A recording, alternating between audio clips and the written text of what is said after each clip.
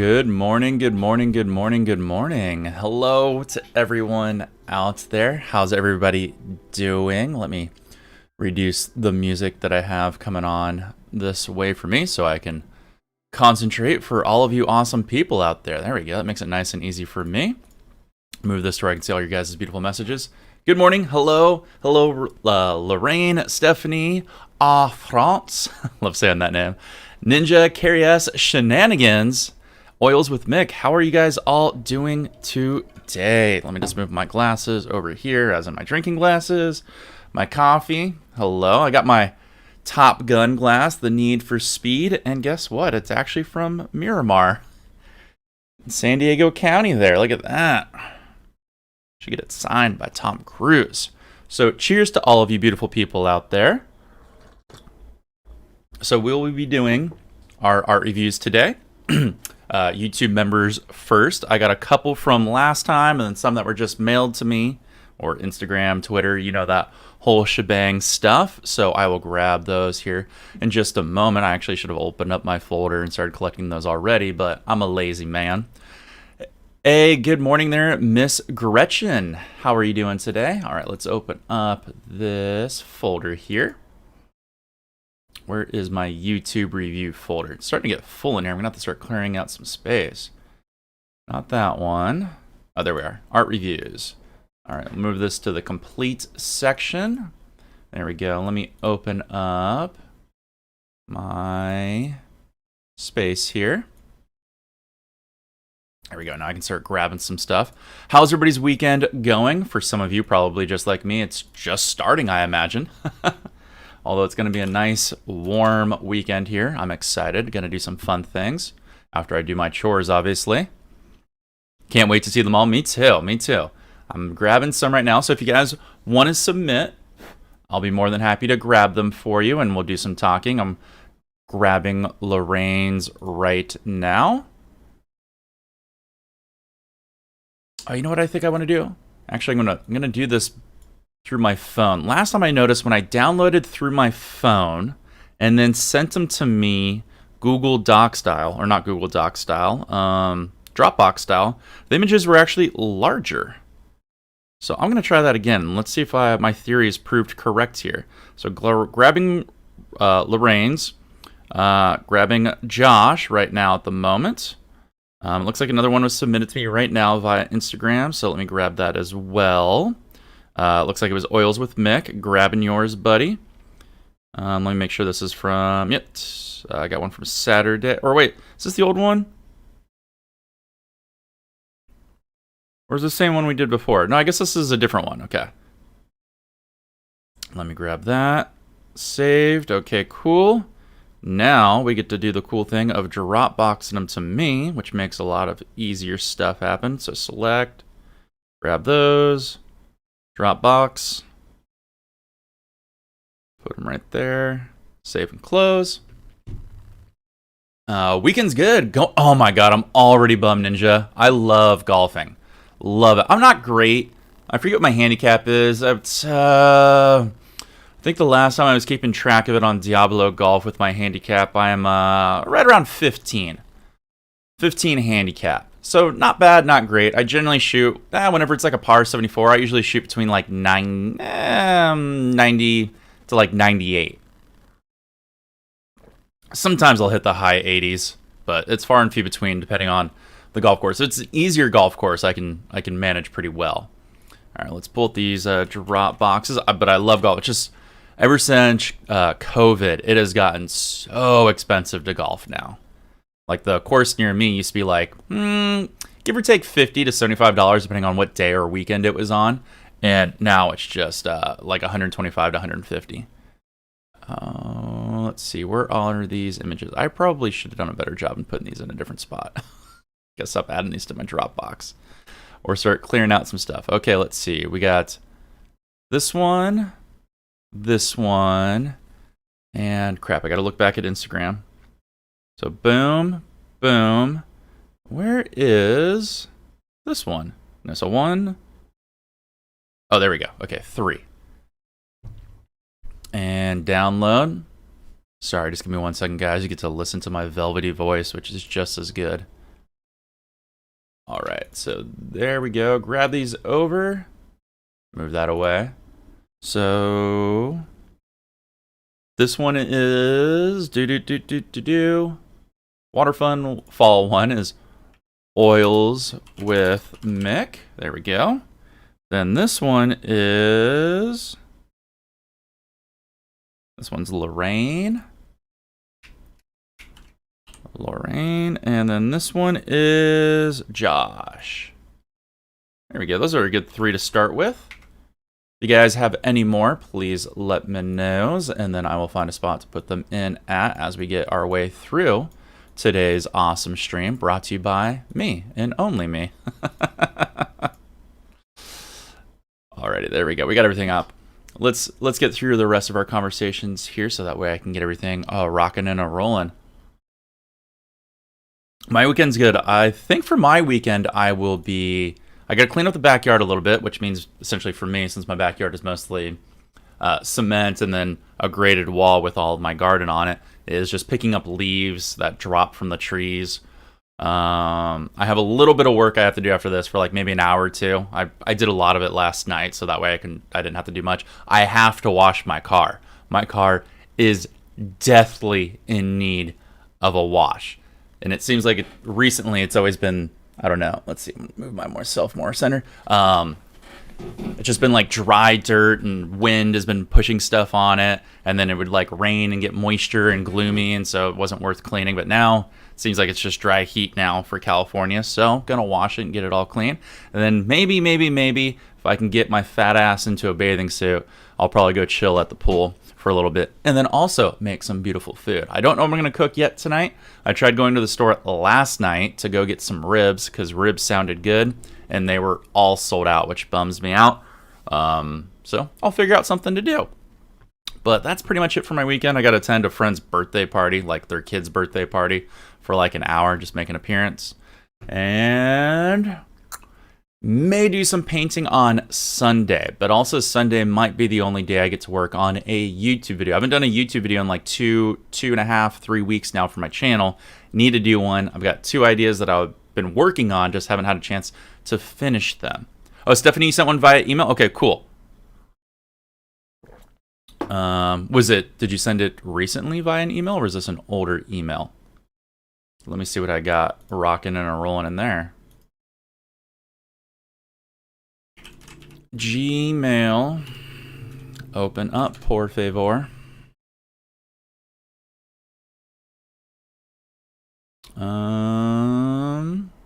Oh gosh, I have so many emails. It was probably from last time we did it, right, Stephanie? Last week. Does your email start with your name by chance? Because I get about like 12 emails a day that I don't always go through. Let's see. Or it is okay. So Stephanie.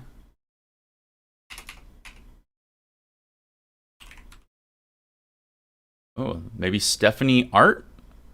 Let's see here. There we go. Hell yeah. All right, that was much easier. We'll take that and we'll get it going. Grabbed it. Thank you for reminding me. We'll mention Steph right there. Dope. Got it. Oh, there we go. Where you typically golf is a 47. Dang. 18 hours with cart. I'm assuming 18 holes. Golfing at a place today. That's 66 to walk. Dang. I like walking, actually. It slows down the game, gives me time to think, and I don't know, enjoy the process a little bit more. Well, Stephanie, from yours of what we did last time for when we were streaming, we can get to you, plus you're a YouTube member. So let's start with you, if you don't mind. That way we can get the juices flowing and going. So let me pull it up here in Photoshop for you. We'll get all of our tools and everything ready. Air France, I did see that you sent one too. I think it was like right before the stream started, actually. Remind me after this one that we'll do, and I will grab it and we will add it to the collection.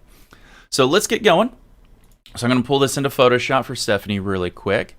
And if you guys have never been here before, what we do is we like to do reviews of user-submitted art. It's an open forum. We try to be open, fun, encouraging, critical to a certain degree, but also help that person with maybe ideas or direction or what you like and what you don't like, because those are all valid points.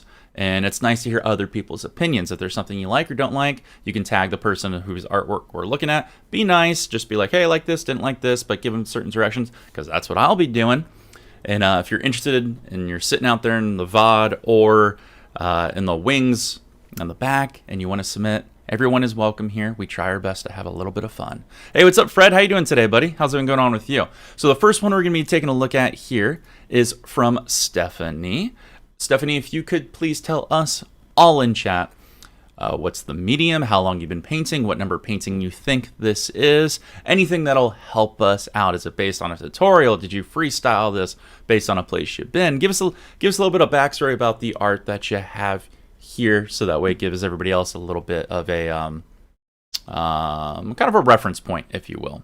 Oh, you love the mug? You're a pilot, Carrie? Oh, hell yeah. I would love to fly or try flying a machine. I used to go on planes all the time when I was a kid, and then right when I got my license here in the United States, which is 16 generally for most people out there, I stopped enjoying flying, and now I'm kind of like a nervous flyer. I'll do it because I like to travel, but I'm just like, my stomach doesn't like it anymore. So Ryan will usually have a Bloody Mary or two before he gets on a flight now. Also, flying doesn't seem as enjoyable anymore with everybody causing a problem. All right, let's take a look here. Let's open this up. Get us a little bit bigger there for all of you. Gonna switch my paintbrushes. Red for bad, and generally green for somewhat good.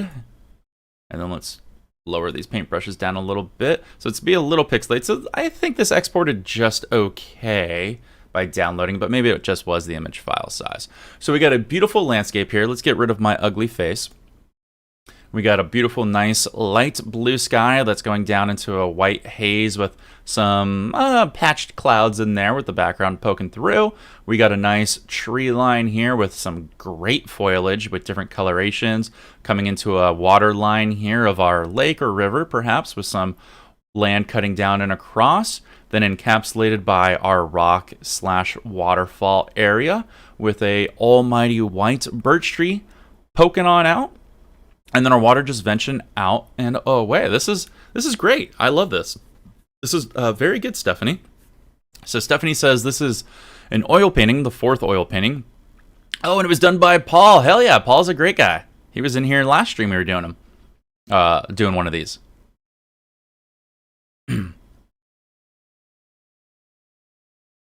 Artist Shenanigans, you think I still have one with the balloon in it? Where did you send it to? Where'd you send it to? Is it like Twitter, Instagram? Remind me.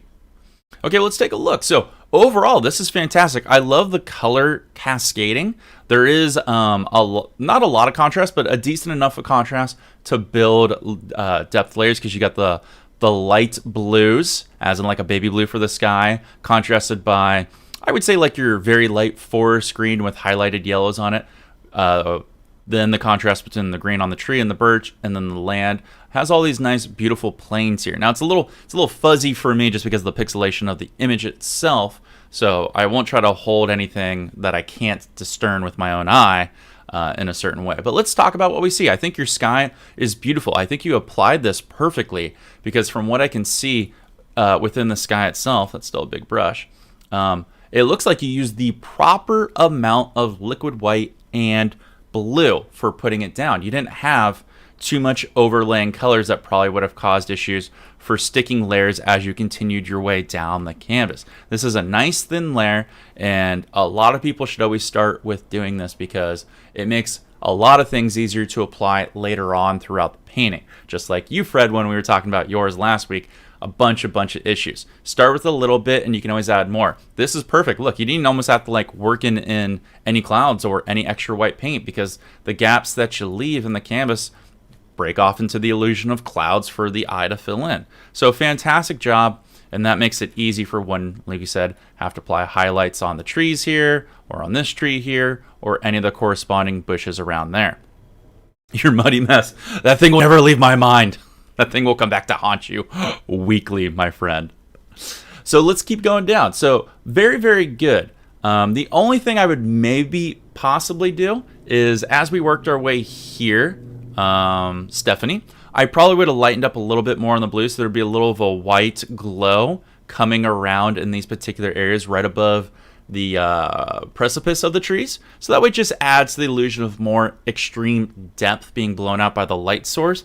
Very, very minimal, and actually kind of hard to remember, because even when I would paint something like this and I'd break this into the rule of thirds, like let's just say these are equal portions of 1/3, 1/3, 1/3, I would have even brought my blue down that far because my brain wouldn't fill it in advance without me making markers. So perfectly fine, but if you could have stopped some of the blue like here and then it transitioned into the white down here, it would have added to an awesome effect for especially certain parts if you left gaps, which is another thing that you can consider when painting distant spots. If you want to add to certain depth illusions or give your background a little more life and distinction, is when you get to the base of a lot of your trees here, you can add gaps, and those gaps represent that you can see through certain little individual spots of the background here going into the sky or something else that's back there that your brain might want to fill in. And you can do this actually by scratching away a little bit of color underexposed in the bottom side of the canvas, or you can take a little bit of paint, provided that you cleaned off a little bit of these bottom sections that I dotted, which is like a filbert or a fan edge of the brush. Like take your fan brush represented by my hand, turn it and just flick up, clean off a little spot, then put a little bit of white or another color that represents the background there and just flick up just a tiny bit so it creates these little gaps. Just an option to think about for next time when you're painting. Doesn't mean you need to do it, but something to give a little bit of flair, because there's a lot of green going on in here, and sometimes the eye can get lost, and having little specks just like you did with let's call this shelf right here, and then these shelves, I call these like little pussy willow branches or cattail branches, I think is what they're actually called. Those help break up a lot of what the eye just sees of green and yellow, so that way it doesn't get boring or lost in there, you know. Alrighty. The only thing that I think you did bad between the background and midground is I think you got a little heavy-handed on covering up what would be your branches and trunks. Like I can see there are some here, and here, and it's not like they're the illusion of they're in the background because of how they're not as distinct. It feels like you just more or less covered them up with a lot of paint. I feel like if you had some that had distinct shape or distinct visibility by making the paint thicker or more pigmented, if you will, it would stand out in certain areas. Like this is fine with me not, whoops, let's turn this to red. This is fine with me not seeing, but this one over here, you have a really strong opportunity to take your take your brush and make branches and bring up certain parts that are just going to add into the distance right here, that there's a strong branch holding up this tree right here that you put in, okay? And you can kind of see like you did it, but again, it's a little bit loose in the paint. Just to add, again, a little bit of breakup, it's going to add more depth and character to your painting. So that's one. The other thing is it looks like your land mass back here curves down and slopes, which I understand what you're doing. You're probably trying to make the land come around, which I guess I could just draw on here. Looks like you're maybe trying to make the land come around like this, so that way it falls down our waterfall here. You would actually have an easier time just making straight line, straight line, straight line, straight line, straight line, and then the bushes and everything else would cut this off and give off the illusion that it's curving. It looks like you scratched your knife in, so it looks like it's all slanted a little bit. So just remember to keep some water lines and some land a little bit more parallel with your painting canvas. And that's it. You did a decent job with it over here. Water lines look very good. You could probably fade these background water lines out more, and as you get closer to the waterfall, you could be a little bit more distinctive with the water lines. Remember, things in the background shouldn't have as much details as things near the mid and foreground. Like this is perfectly blurred out or blended out here compared to here. That's just a small thing. Your cattails look beautiful. I would say as you get a little bit closer and you start to do this, Start adding a little more space between your contrast of your highlights, your bushes, your moss land, and just whatever in general these other things are called. I can't really think, like grass, moss, what all that is, because it's going to help build individual layers, and our eyes going to start be able to see a lot more because it's going to appear that it's getting closer to us. So remember, don't eliminate all your dark. You did a good job of keeping dark in here, but as you get closer and closer, you can still see there's a lot of yellow pretty much in every spot. And I think it would really add to the illusion if you just made some bigger indentations, left gaps, and then built around it. So you did a pretty decent job. Just remember going forward, like this side here is a lot better than this side here. There's a lot of oh, you can't see it. I'm sorry. I'm blocking it. There's a lot of paint going on here that's kind of breaking the distinctability between light and dark, whereas here you have it a little bit more. Looks like you got a little heavy on the paint here too, but that's fine. They all look fan-fucking-tastic. This is great. Your water's way too green. See, in my mind, I'm not sure. Here's what I would have done. Let's get me back up on camera. And this can be tough because, just like I'm saying, sometimes your mind gets away from you, which is why I like to do, Stephanie, what we talked about last time. I think you actually came in here, and it might have even been you that said it's a great idea that you do, Ryan. I'll pat on the back. I like to do the 3-6-9 rule. I like to take breaks, and when I take breaks, maybe like every 10, 15, 20, 30 minutes, whatever it is for you, you should definitely take a break every hour. Get up, walk around, get the bloods flowing. So at least every hour. But when I do take my break and I get some water, go to the bathroom, do whatever I want, I look at my painting from a new perspective, a new eye. And I do that from 3 feet, 6 feet, and 9 feet away, because I will be able to judge it at different points from there to see if things can work or not work. And that allows me to really, so when I look at your painting, if I was you, probably within 3 and 6 feet, I'd be like, wow, this looks really, really good. And then at 9 feet, your brain starts autofilling in a lot of things. And probably the first thing it would autofill is, wow, there's a fuck ton of green in this painting. And then you're just like, okay, now that could be good or bad.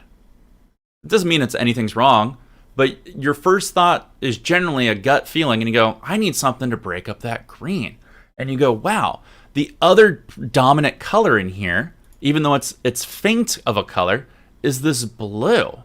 Okay, well, where's the blue represented? Well, it's in the sky. Well, where would I put other parts of blue? Oh, well, water is going to reflect what's happening around its area. So this water down here is going to reflect the foliage around it, depending on the perspective of the viewer. Okay, well, I definitely got that, because look how much green I have down here.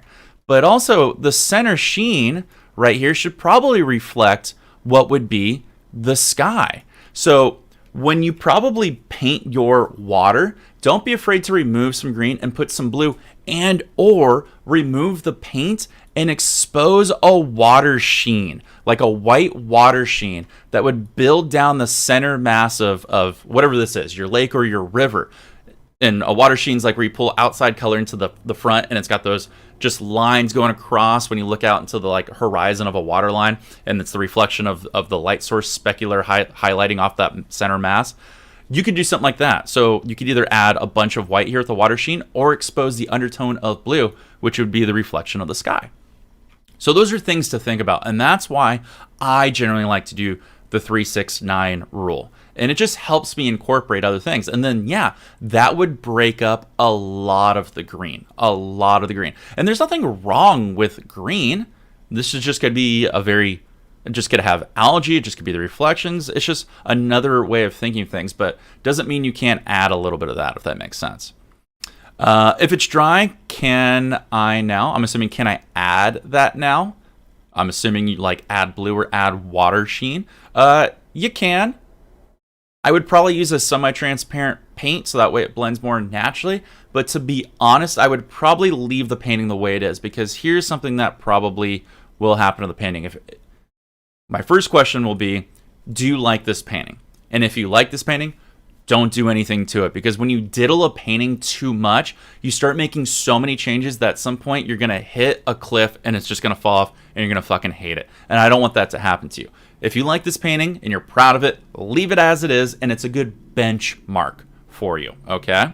Now, if you don't like it and this is a practice painting, go back and make all the changes you want. Go back and practice highlights. Go back and add this. Go back and add that. Go back and change this. Go back and refine this, because those are going to be building blocks to make you a better painter.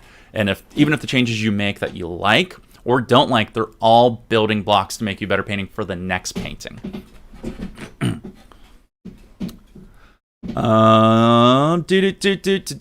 So let's take a look here. Your highlights look great. I think you could probably do.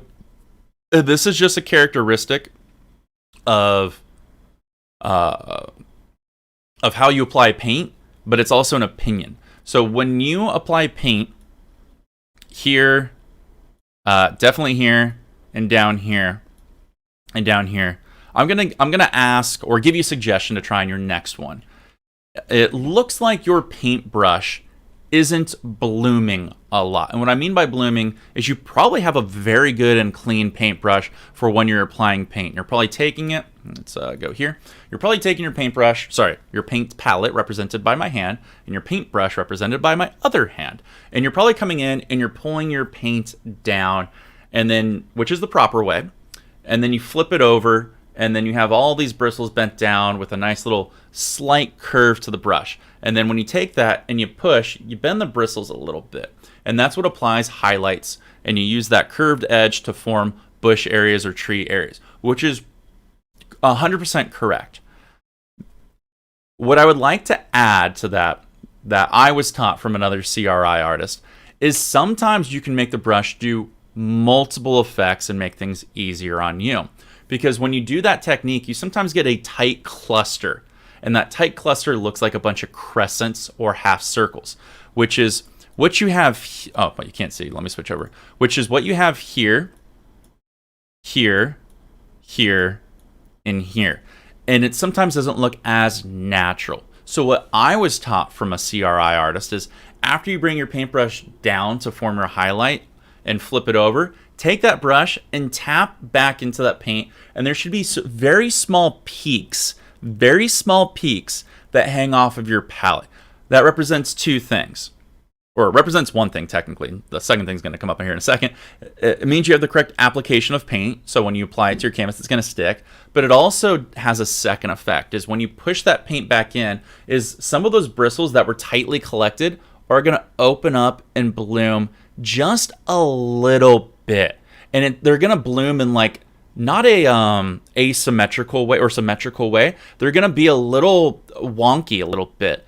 And so when you apply it to the canvas, it looks like branches and bushes and leaves are kind of spreading in different ways, not creating such a tight cluster, but more of a free cluster. So it looks like millions and thousands of leaves and colors happening in different ways. And that can really make your painting look like it's more natural, not so, it doesn't look data driven or symmetrical or, you know, built in these tight little clusters. Something to try next time you apply paint, because it looks like you did a damn decent job creating highlights and getting them to somewhat stick on your painting, Stephanie, which is fan-freaking-tastic, by the way. Let's get rid of that. All right. And I would say the last thing I have, your water and waterfall looks fine. I would probably do a little less white. You would want to create more white up here, and the reason you create more white at the top is because that's where the water is so active that it's creating so many specular highlights with all the diffusion, refraction, reflection points that it has from the sunlight hitting down into it. But as your water source moves down and away, the light source, which is up here, is having a harder time hitting it. So you'd actually have less water strokes here. So bring those strokes down a little bit less, so that way it creates a contrast and it looks like the water is moving in a certain direction. Your water skidding up down here is perfectly fine. And all the water you have down here, I'd probably blend it out a little bit more so it's more of a sheen, so it looks smooth and glossy like real water. You didn't leave yourself so much space to talk about reflections from your landmass, so it's fine. and your rocks look halfway decent. What I would probably do is I would put a lot more texture on top, so that way it creates a real strong foreground element for us. Then you could take your palette knife and just grab a little bit and pull these edges down, and that'll create these nice separational edges and some texture on there, and it'll look beautiful. Beautiful. Your tree, I got no criticisms on it. I think it looks great. I think you could probably just put a little bit more darkness into them. Looks like you got a little heavy on the birch. So your light source would be on this side. I'm not sure if you're left or right-handed, so if I was doing this, I'd probably put the white application on there and then pull it this way, but then make sure I leave enough of the dark. I'm talking about just the tree here on this side. So that way, red would be my highlight, okay? And then I would pull it over to this side and leave that a little dark, so pulling across. That way there's just a little bit of that color there. And I think that's pretty much it. Like, everything's good. Looks like you started running into little application issues towards the branches of the tree here. Not as much sticking, but it's fantastic. Fantastic. That lacy effect is really what it needed. I think you did a great job. I think you said this is your 4th painting, Stephanie.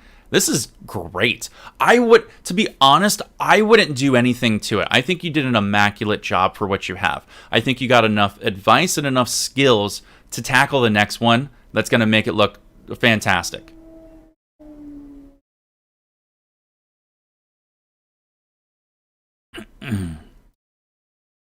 Happy to take me on my own private flight. You buy me a drink and a Bloody Mary too. Sounds like a deal. Oh, God. I would be so scared to go up in like a puddle jumper or single engine. I remember I was very fortunate enough when I was a kid, like 14, 15, somewhere around there. My family took us to Hawaii for a family vacation. And I think from California, we flew to Maui, if I'm remembering correctly. And then from Maui, we were supposed to take a connecting flight to Kauai a couple days later. And they didn't have like a regular plane.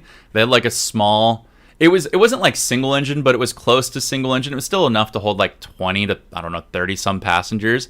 And dude, that thing was just like this the whole way flying there. And I'm just holding on. I'm just like, dear God, dear God, dear God.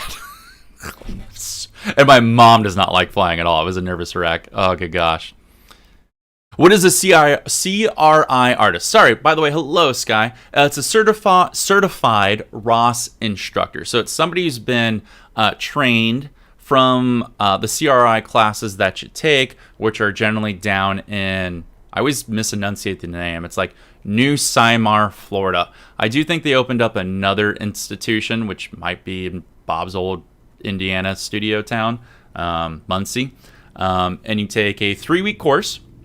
5 days per week of just painting, and it's done in stages: stage 1, stage 2, and stage 3. And at the end of stage 3, you get a certification, which makes you a CRI artist, which basically shows that you were trained in the same way of Bob's version of wet and wet, and you're allowed to teach others. So like when I'm all self-taught, but I've been fortunate enough to take lessons from CRI artists. So I've taken some from Nick Hankins, and then I've been demonstrated in front of with Faye Fletcher, Rachel, whose name I can't remember at the moment, and a few other CRI artists that are in Southern California that I took lessons from, which were great.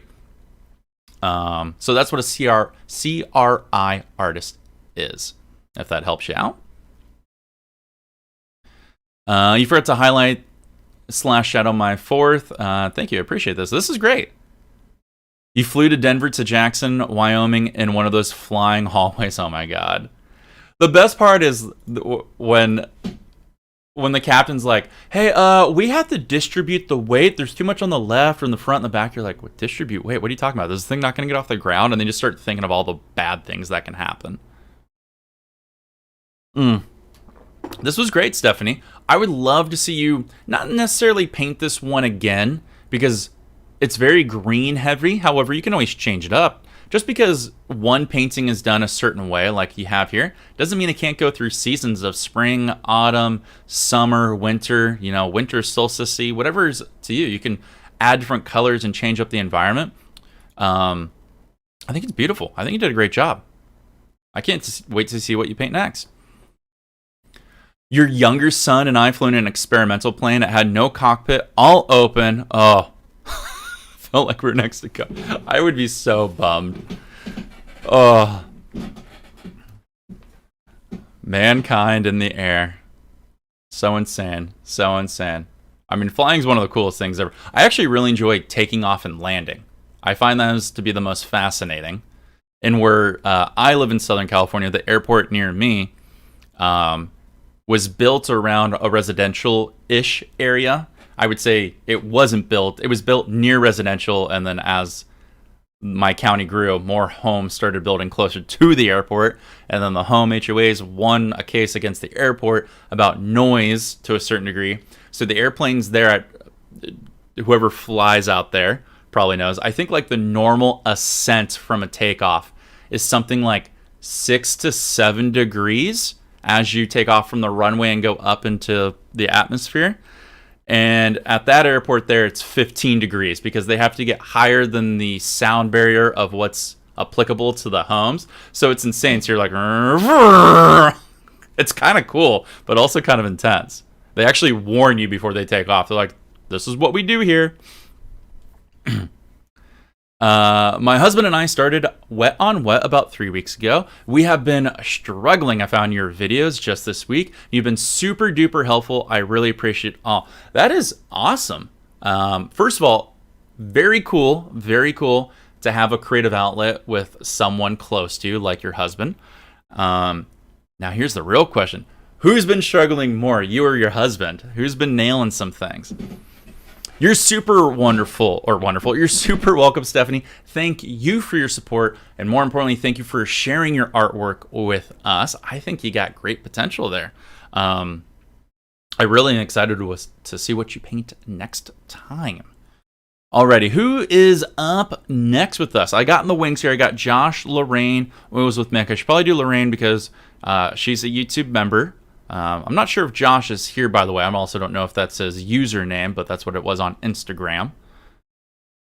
You actually bought some recommended brush cleaner that you recommended, that big tub of soap. Can't wait to officially clean my brushes because I'm sure right now they're in horrid shape. Yeah, here's what I would recommend.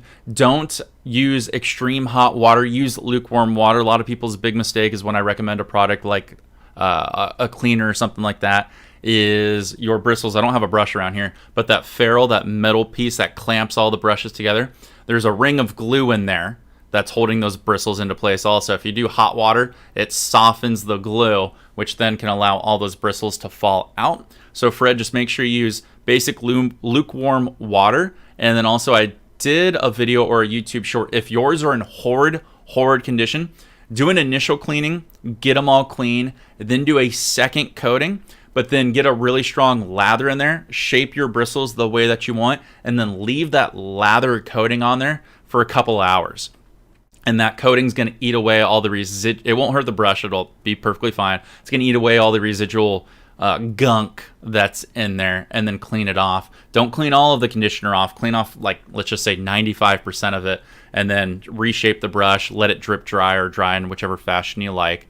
And then next time before you use that paintbrush, just wet it off really quick so it gets off the remainder 5%.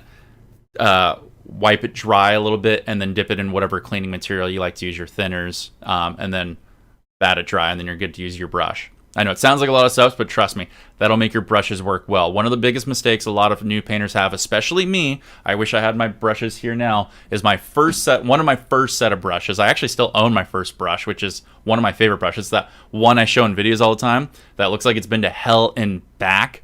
Basically looks like me after my Bumble dates, is it's all blue and ganky and all the protective shelling's falling off of it. Is what happens is you'll use a brush and you don't treat it well, and it starts going from a good bloom, and then things get in the chunks of the bristles and it starts seizing up, or it has like these weird shapes where all the bristles aren't. You don't want that, because if you have a hard, it's like trying to build a house with a fucked up hammer. You know, if you don't have the right tools for the job, you're going to be in a harder condition when starting out. And now my goal is to make things click for you, but also make it easier, because if I can build confidence in you, you're going to have a better time and a more rewarding time painting. Even though it will be difficult, it'll be more rewarding. Hey, welcome back, Lorraine. We're gonna start with yours, or do yours next if that's okay. Hey, what's going on, Matt? How's everything going on with you, buddy? But let me know how you like it. I'm assuming you're talking about the Master Brush Cleaner, by the way, Fred. Everybody I've ever recommended that product to says, oh my god, I can't believe I didn't find this sooner or use it sooner. Wild, do you have a workflow on how you set yourself up to start a new project? Yes and no. That's a great question. I think like many of you that I get in a question here or get asked here a lot is like, where do you find inspiration, or what do you find, or how do you find something to work and paint on? And generally the answer I give is the internet or social media. I try to follow new artists. Doesn't mean I follow great artists. I like to follow new artists, experimental artists, people that kind of encapsulate something that I think I would be interested to be photographers as well. And I like to look at all these things, especially Instagram is a great resource, and just get ideas from other people's landscapes or locations they've been, or photos or things that they've painted, and it can inspire me. And a lot of times a lot of the paintings that I find or that I'll do will be elements from all over different parts of other people's Instagram's posts, because I'll be like, oh man, that blue and that pink work really well together in the sky, and then that cascades really well off a shattered mountain slope, and I put over here, and then I could take this style of cabin and put it over here, and then that reflects on an ice sheet of like, I take a lot of like grabbing things and I'll kind of like incorporate something. But when I have a workflow of when I start to paint, the very first thing I do is I set up my entire workshop, okay? My workshop, my studio, my easel, my paints, my canvases, everything I'll need, so that way I'm not distracted to get away. Because the biggest deterrent of you doing art is distractions. So when I have it, I have all of my tools in place. I have them all organized. All the colors I think I will need. The colors I don't think I'll need will still be within the room, but put off to the side because I don't like to waste materials. Then for me, I'm of age, so usually I will have like a whiskey or a glass of wine, my water, and I pump and blow music. Music's inspirational to me, and it'll change depending on what I feel or what I'm doing, and I like to have that as kind of my workflow. Then as I progress through my painting, I try to take more time so that way I don't feel rushed. A lot of times when I have to do a video, I feel rushed for the camera because I don't like to record a lot of footage because it eats a lot of data and takes longer to edit and all that stuff. So sometimes I rush myself. When I paint, I really like to be in the moment. I'm not thinking about finishing painting. I'm thinking about just producing a painting, even if that's just an element. And so that's kind of like my workflow. There's nothing special to it. The thing that's special to it is I love to incorporate music. I like to have a little glass of wine or whiskey because it helps me relax, and it's kind of my de-stressor, if you will. And I like to eliminate a lot of the distractions, okay? Because that really puts me in a real good mindset to have fun and produce. No big secret to it at all. And yes, I'll use generally reference images or reference photos. Nothing wrong with that.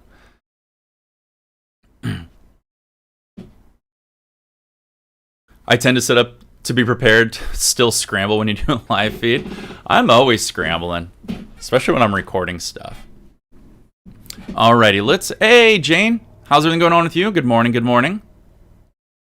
Music is when I was in high school, one of my art teachers, who was my ceramics teacher at the time, and then also my jewelry teacher. I took jewelry. Jewelry is like one of the funnest things I ever did in my life. I'd love to retake it. He would always talk about the influences of music when producing art and how it can have like subliminal messaging through your hands of how it makes you feel, the beats per minute, the calming effect or the aggression effect that you can have that you produce from hearing something and putting onto a canvas or onto a piece of jewelry or shaping a piece of clay. And it was really cool, and it's just something I've always remembered. It's something I've always remembered. And so if I have to paint something like, let's say, calming, let's just say like a nice serene lake that's wrapped in by some ice sheets with a little bit of a mirror reflection on it, with just some slight accents of colors, just snuggled in with a little bit of snow around it, very calming. I'll listen to more calming music. So that way it kind of elegance. That way my paint strokes are a little more elegant to flow with that calm. But if I'm making something a little more brash, maybe it's a little more beats per minute music, you know? Or something that gets me loose, so that way I have more loose strokes, would be something, I don't know, a little more engaging. And that's the effect music can have with yourself as the artist.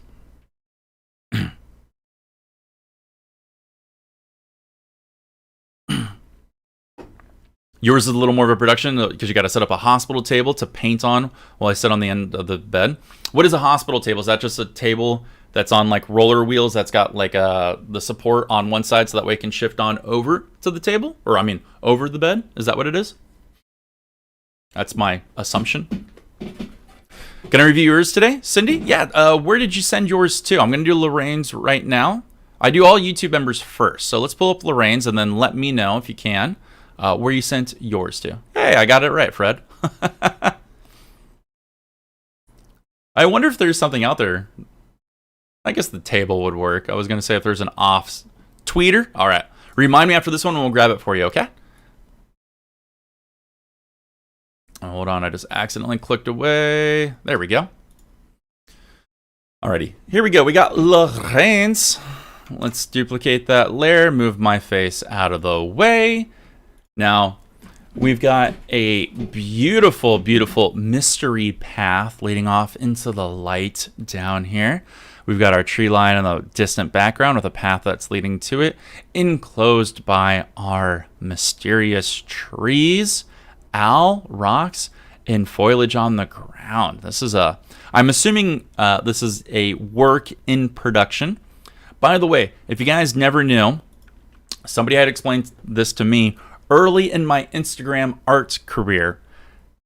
If you didn't know what WIP stands for, WIP stands for work in production, okay? So anytime you see an artwork on Instagram, Twitter, or anywhere else, and somebody puts hashtag WIP or they talk about WIP, stands for work in progress. I never knew what that meant. Never knew what it meant. Somebody had to explain it to me. So when you see an artwork and it's a work in progress, perhaps like this one, there you go. There's your educational fact of the social media day. All right. So let's take a look what we got here, Lorraine. So first of all, I love the idea of this one. Best brush conditioner I found is that Master Brush Cleaner. It's my favorite, just because with the Master Brush Cleaner, it's portable. It's not a liquid. It's just like a little tub that's easy to go. That comes in a little hockey puck size. So if you want to do all plain air painting on the go, you can take it with you. I believe it's an all natural product that's safe for your hands and all that stuff. It's affordable. It lasts a fuck long time, dude. I'm still working off my same tub, although now it's getting down to the bottom. Still working off my same tub for the past like 2-ish years.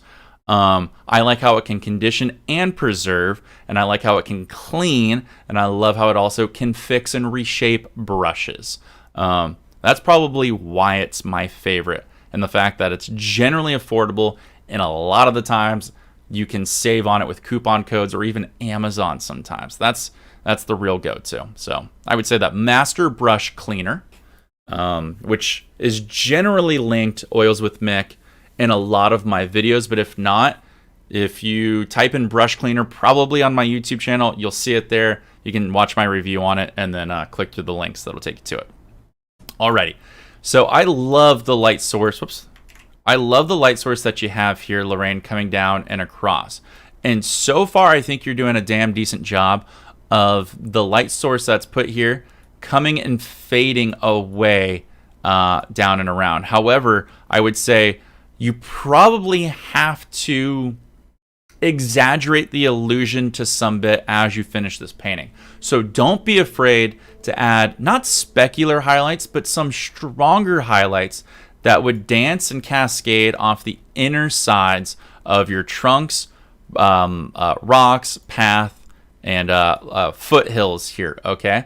Because at least from the picture, it may not be represented that way in person. Some details are gonna get extremely lost that you're gonna work forever on. So don't be afraid to enhance those with some over-exaggerated little details of light there, okay? That would be one of the first things. It looks like you had a little bit of mud mixing up in here. Again, it all just comes down to the application of how your brush blooms and how much pressure you put on it. I do love the cascading of colors that you have, which is beautiful. That really, really works to the effect of the light fading across again, because our light source, as we said here, look, you go from the yellow to yellow-orange to a burnt orange to a red burnt orange to a red, and then just fades off into nothing. Fantastic job. That's actually how it would work in nature to a degree. So great, great, great, great, great job. The only thing I would probably have is your path comes out in a very unique way. It doesn't really have too much of a vanishing point. Vanishing point would essentially mean, like, if we went from corner to corner here, God, this is going to be a horrible line. I don't even know how I will draw this. You know what I can do? Derp to derp. Come on, switch over to, why is this not doing it?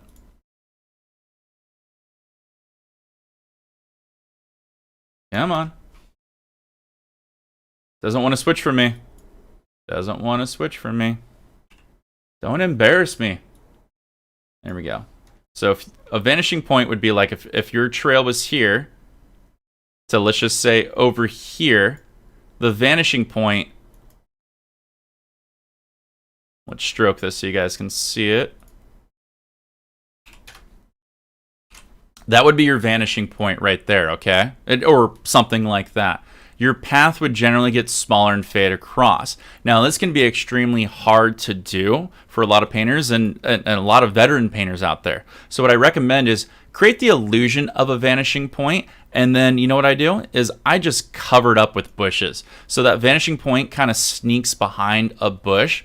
Right now, yours kind of goes to this flat curve point up here that looks a little weird, and it doesn't fade off, and it could be easily corrected just by taking this bush and just taking it a little higher so it cuts off that vanishing point so it looks more natural up in that area.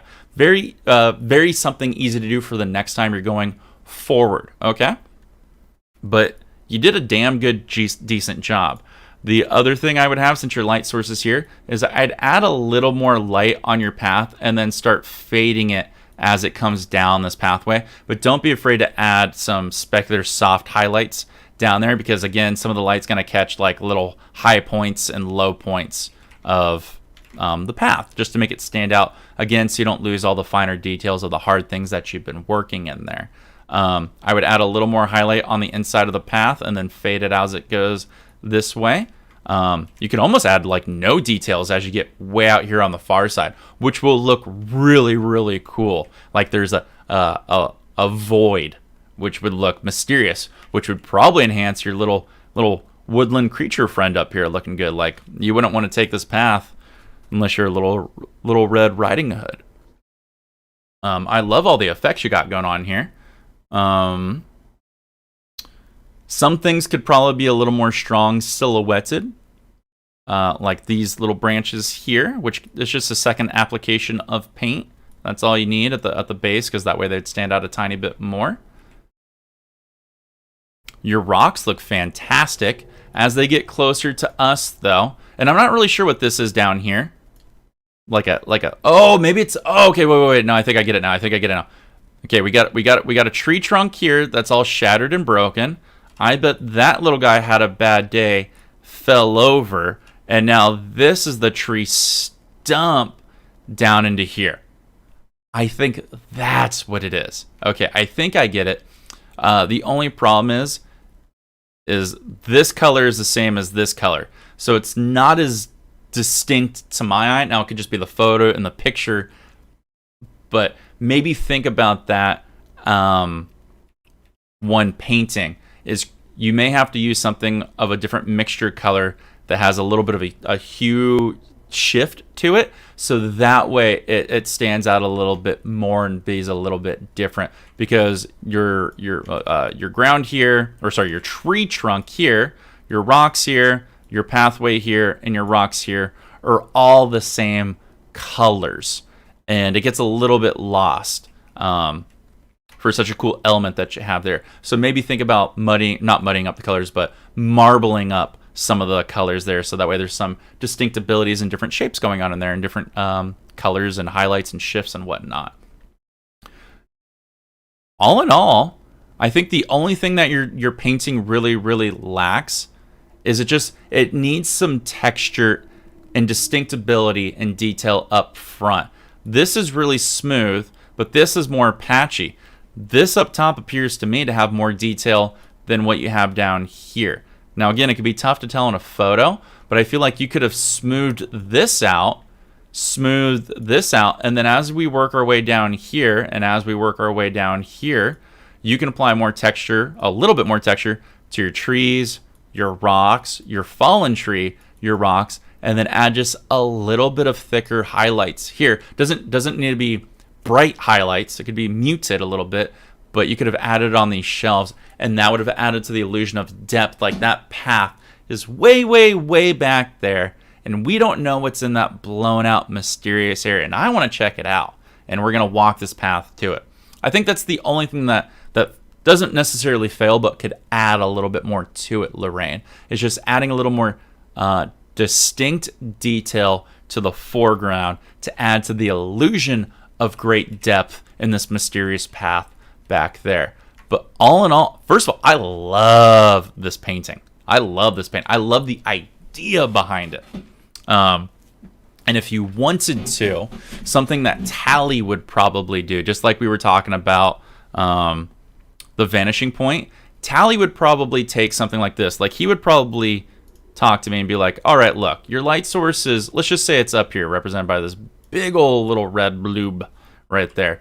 He would probably take that and add some light rays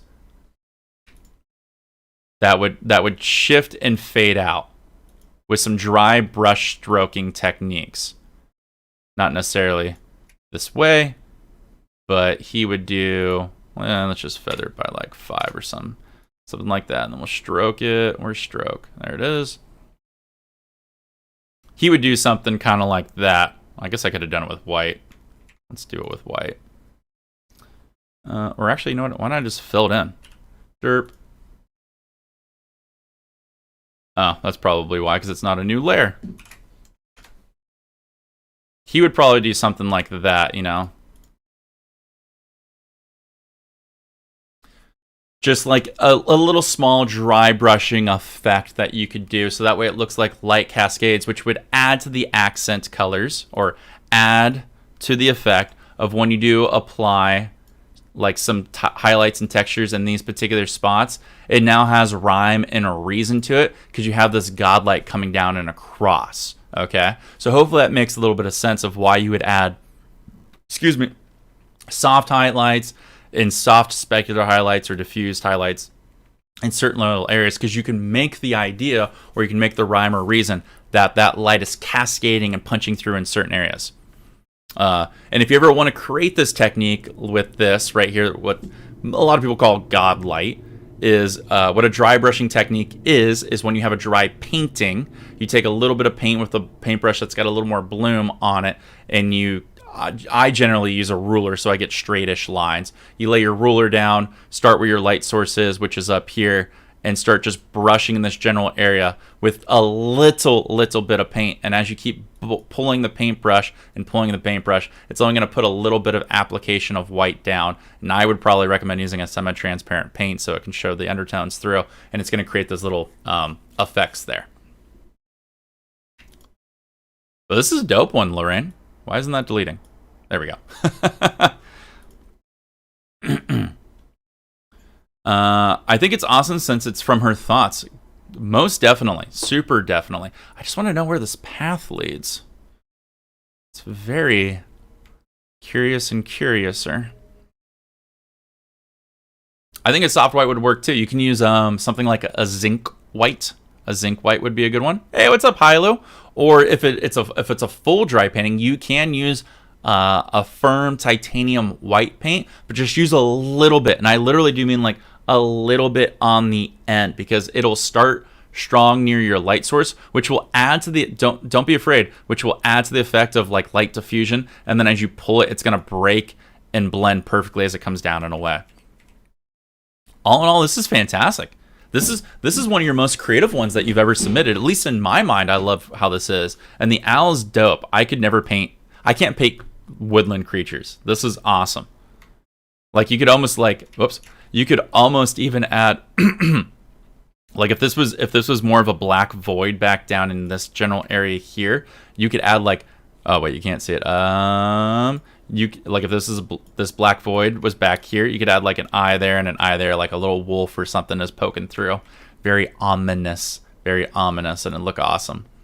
Hi Lou, how's everything been going on with you, buddy? How's your summer treating you? Hopefully you're doing well. Not much, just at work. Gotta make that bread, bro. Hopefully it's not too hot where you're at.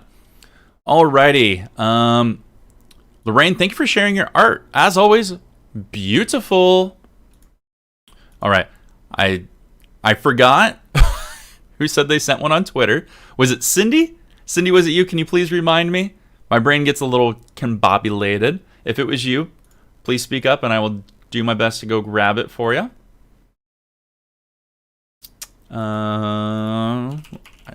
Yes, it was you. Okay, let me grab it from me Twitters. Did you send it through a direct message or did you tag me with it? Oh, I think you tagged me. I found it right here. All right, let me pull it up and over. So this one is from Cindy Lou Who. Nailed it. All right, let me minimize that out and away. Oh yeah, Alphonse I saw yours too. I need to grab that as well. Let's do Cindy because Cindy was asking, and she's a YouTube member, so she gets priority. Let me get a drink of water here to clear my throat. Dude, I'm not ready highly when it hits the mid-hundreds here. I went jogging, not yesterday, but the day before, and I believe it was only like 78 to 82, and when I finished, I was like, damn, fucking hot. And then I realized, I'm like, oh yeah, it's gonna get 20 to 30 degrees hotter in like a month. And I was like, damn it. And a lot of my work I do is on my second floor of my house, and I'm like, oh, it's been so nice and mild, and now it's gonna be, next time I do these streams in like 1 month from now, guys, I'm just gonna be sweating balls as I'm going over your art, like, all right, here's what you need to do, Cindy. So, are you guys hot? Really hot. All right. Your paint doesn't look too good because it looks like it's balling up, or maybe that's just my eyes and my sweat. I'm just going to be like just sweating hard. It's going to be bad. 104 in Phoenix? Yeah, but you probably use your AC, and Ryan doesn't like to use his AC because it costs so much money. So if you find it in your heart, tip into becoming a YouTube member so Ryan can turn on the air conditioner. He'll be needing it come summer. God, I'm sure you're not looking forward to your summer either, Oils, when it really gets in the heart of summer and it starts hitting those triple digits on the high side. The humidity in Ohio is nuts today. That's the one thing I don't get in Southern California. I'm very fortunate. We don't really have too much of a problem with humidity. It's generally like a very good balance. It's not like Palm Springs or Arizona where you get like a dry heat, or Florida where you get like the wet, sticky heat. California, you have a really, really good balance. It's just like warm, you know, or hot, which means it's good for the pool or beach time. You run the AC for 1 hour on the eve after sunset, and that's it. Oh, you're smart, man. I was really, really smart, or let's just say lucky. Like maybe 4 months before COVID happened, and like 2018 or 19, whenever it was, I had just invested in my home, which I've been wanting to do for years, a whole house fan. And what a whole house fan is essentially it's a giant vacuum cleaner that they put into your ceiling of your home. And its sole job is it's right over there. It's about give or take 2 feet, 2 feet or 3 feet by 2 feet ish. So it's like a square rectangle, and all it does is it sucks air out of your home and pushes it into your attic, and the hot air that's sitting up in your attic gets pushed out through the vents and louvers and stuff like that. And what that does is it allows all the hot air that's been sitting in your home to escape and then pull cold air from the bottom floor or open windows from bottom floors into your house and create this nice little circulation. And I kind of do the same thing in oiled mixes. Rather than turning my AC, I turn my whole house fan right at sunset, pulls all the colder air from outside into my home, and allows that hot air that's been sitting in between like my insulation and my roof and the attic to evacuate out. And dude, it's been a lifesaver. And I was fortunate because I think it was normally like, oh god, like $700 to install. But then right before COVID, they had like a coupon for 50% off, and then it was a 4th of July special, so they're like, hey, you get an extra like 20% off. And then they're like, hey man, if you can pay, or if you can schedule an appointment before July 4th, we'll knock another 10% off. And then I was like, oh, hell yeah. And then when the guy got here, he's like, you paying cash or you paying credit card? And I was like, dude, what's the difference for you? He's like, well, if you pay cash, we give you an extra 10% off. I'm like, well, I'll be right back. I will go to the bank. Like, dude, it went from being like $700 all the way down to like $280 or $320, something unique. And I've never regretted it. Best thing I've ever done for my home. I highly recommend it if you live in a warmer climate. Whew. Getting all this home maintenance talk is getting me all hot and bothered today. Florida here, 24/7 AC. I feel you, man. Alrighty, let's take a look here. This is Cindy Lancaster. Thank you for submitting. So let's take a look what we got. Let's duplicate this layer right here. Hi, Lou. You been playing any games, dude? I see sometimes you're still on Hearthstone. You didn't want to get Diablo 4, dude? I've been running through that. I've beat it, but I still enjoy it. All right, let's get my ugly mug out of the way. So we've got a very, very nice snow falling landscape here with some background trees, a nice, very chilly sky, some land that's sweeping down from right to left with some, I guess, grass poking through, and some beautiful trees. This is a great little fun painting. Cindy, if you don't mind us asking, you kind of already filled in a little bit of the answer there. You let us know you've been painting for about a year. This is based on a Wilson Bickford tutorial. Also, what number painting do you think this is? I'm assuming it's oil, but let us know the medium. Anything you struggled with, like, let us know that so we can give you a little bit of direction as we go through here. Oh, that's right. I saw that you're on Deep Rock Galactic. I have Deep Rock Galactic too. I played it with Primal when it was part of the PS5 like free gamer collection. I played all the way through. It was super fun. I just wish there was a little bit more to it, like more bosses and more mobs and stuff like that. But I enjoyed the hell out of the game. It's super fun to play with people. Rockin' Stone. And I also do like it. You can do like the little dwarf jigs, and when you get like beers and stuff, it has like different effects. That's a pretty cool effect in the game. Rockin' Stone. It's a fun game, Matt. What? It's about painting number 20, I'm assuming. Okay, cool. This looks fantastic. So let's talk what we got here. So the sky can be done in two ways. The first way is the way you did it, and it's perfectly fine. The only thing I would probably add to it is you may have added a little too much paint. I think you could have added a tiny bit less paint, since it's most likely a phthalo blue or a Prussian blue. When you pull, oops, that's not red. There we go. When you would pull that blue generally down, right around your horizon line, Cindy, is you would start forming this little white haze barrier. And that white base area is going to serve two purposes for someone like you. Is one, it's going to add to the depth, or it's going to add to the illusion of depth, because it's going to make that cascade of gradient color look like it's wrapping far in the distance due to light diffusion. And number two is when you have to apply your trees here, they're going to have an easier time sticking as you shape them and with all the jag motions that you do. And that just makes it easier for you. So that's one way you can do it, or that's a trick you can do, so that way it'll be easier to apply paint as you go. So think about where your horizon lines are and how you want to pull your gradients down. And blue, like we said, is a very strong color, so you only need a little bit, and then as you cross stroke it out into certain directions, you probably don't need to go too far to create these illusions of patch clouds with what would be these gap areas here.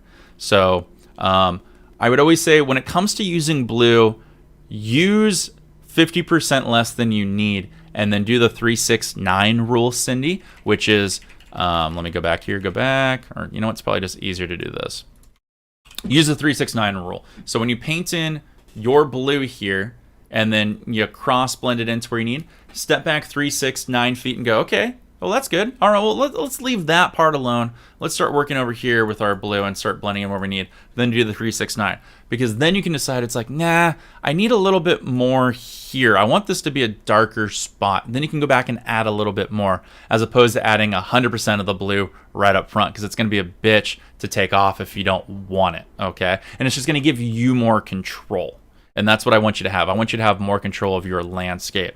But all in all, fantastic. Now, there's another trick you could do, but since this is probably based on the person's tutorial, Wilson Bickford, yeah, is you have control, Cindy, of directing the eye. And one easy trick you can do is you could have just darkened up these corners a little bit, and that would create, or darken up the corners, then pull the color down in this general direction, and that would create a vignette, which means your eye would be more directed towards the center, but depending on how strong you pull the color in a certain direction, you can either direct the eye towards this tree, or you can direct the eyes towards this tree by pulling that gradient in one way or the other. And that's just the power you have as an artist if you want to have that power. Don't say you need to do that, because this painting, in my mind, it's very cold, so it's very even across. Like the whole landscape is just cold throughout. So it's fine that it has that natural evenness, if you will. But that's something that you can have. Just wanted to bring it to your attention. You need to learn how to paint miniatures. One of my friends, hi Lou, believe it or not, I can't remember who it is at the moment. I will think of it probably when I don't need to. Just started painting miniatures for Warhammer, and they're enjoying it. It's like addicting. It's addicting. Alrighty, so we got that all said and done. We got our sky.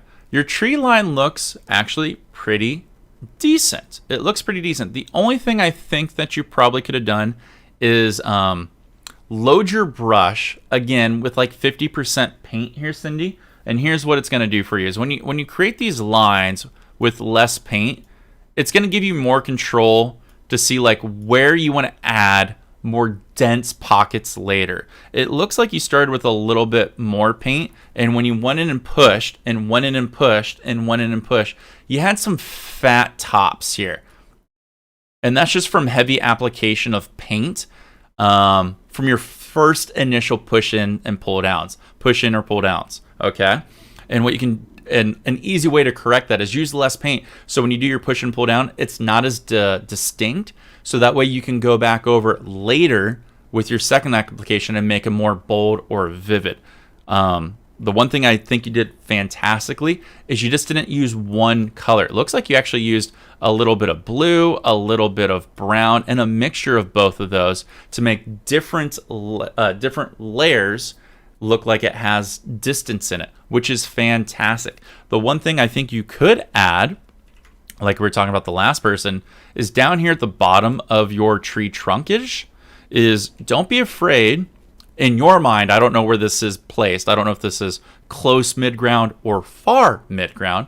You can add a little bit of white down here at the bottom in certain areas, and then you can take your 1-inch brush or 2-inch brush or a fan brush and just slightly pull up. And what that's going to do is it just adds little white gaps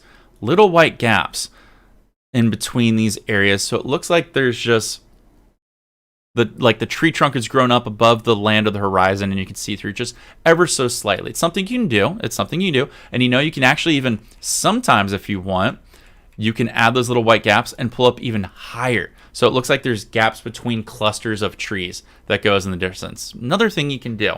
These aren't criticisms. These are just ideas for the next time that you paint that might add more layers or dimension to the painting that you're doing.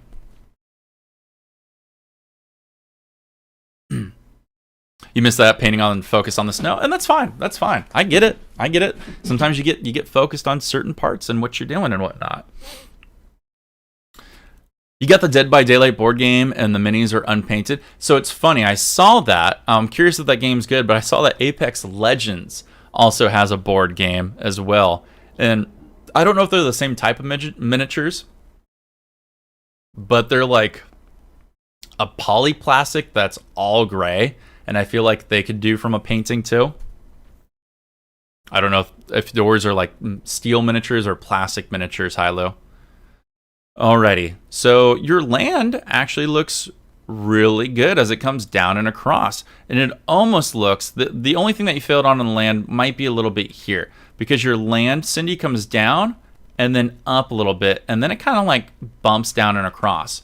What I would probably do is I would probably stay dedicated. Go down, up, and then just a little bit up. And what, oh, sorry, I'm in the way. And what that does is that allows you to start building layers right here that can meet down in this little down in this little dome plane right here.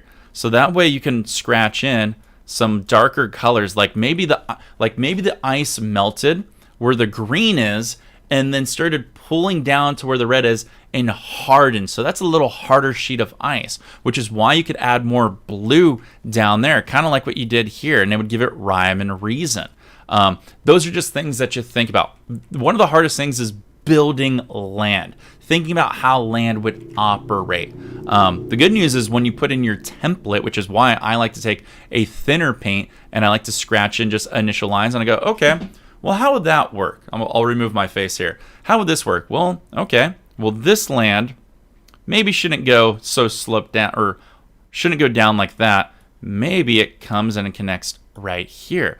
And this one comes down and connects here. Okay, well, then I'll fill that in, and then I'll put another plane that comes down and meets here. Ooh, and then I'll put another one that sweeps down and meets here. Like, it becomes a little more easier to manage as you go down and across. Pull my face back up. Snow in general looks great in distance. You add beautiful pockets of dark and light, okay, which gives this whole general area characteristics. Very good job. I think you could have added a little bit more of when you add pockets in snow, everything has movement in it, or direction in it, I should say. Your paint brush strokes, whichever way you move them, represent shape and form. So when you finish off your snow, your brush strokes should go in the general shape of what you're trying to shape for your hills or your mountains, okay? And you probably could have done a little bit better job of these dark pockets, pulling them in the direction that you want your mountain your hillside to be shaped. Just like this, like I get the real strong idea that this hill goes this way because of the cool blue pocket that you have here. All in all, snow's great. You did a great job on the pockets of shadow color, but remember, wherever there's a shadow color, represented by the red here, here, here, even here, here, and a little bit here.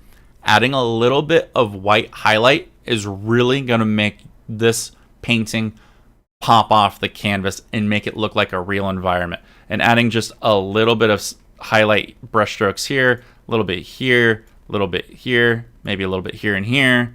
It wouldn't be too much near the tree, that's fine. And a little bit here. That's going to make it look like there's shape and form and all these beautiful effects happening within that snow. Because remember, snow is not going to be a flat sheet. It's going to have bumps and melted points and valleys and crevasses. And that's just a cheap and easy way to achieve that illusion, okay? Something you should do. Hey, Tupper Hunter, how you doing there, bud? How's it going on with you? Your grass looks fine. It looks like you had a little bit of mud mixture issues. I would probably put a second application layer on there because it looks like it just didn't get a stick. Fine, I understand, a little tough. Work that snow in there a little bit more, then it'll be easier to stick.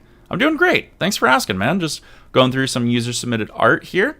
Then you got your trees. I think your trees are kind of fine.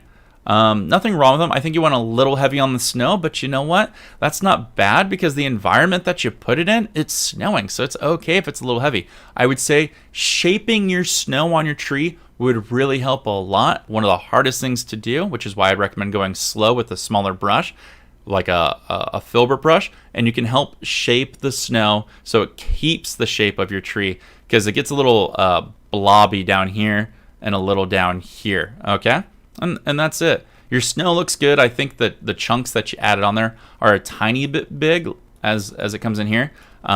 Using a thinner paint and flicking from a distance, or work off the flick on like a spare piece of cardboard really quick so it gets off those big clumps first, and then go to your canvas and start flicking on, and that way you'll have finer grains of snow in there.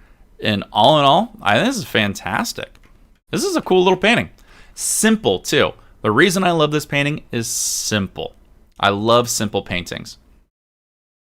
I was wondering if I can have some tips for male lips. I keep drawing what look like feminine. Unfortunately, Tupper Hunter, I don't do anatomy parts.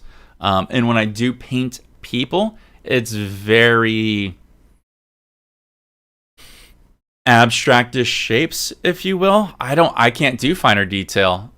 Tally might be able to help you with that if I ever get him here on channel, because he can draw people extremely well, facial features and everything like that. But generally when it comes to lips, the only difference I do know about it is general shape and accent points. Now, most would say, well, women's lips are probably thinner. Well, not true. Most lips are kind of the same. More men's lips are rounded to a degree. So here's a trick I did learn that I can pass off to you, which I use for painting landscapes that will translate over to anatomy or still life. Whenever you look at something, blur it. Okay, here, actually, we'll use this painting as an example. I'm going to remove my face. So I'm going to duplicate this layer.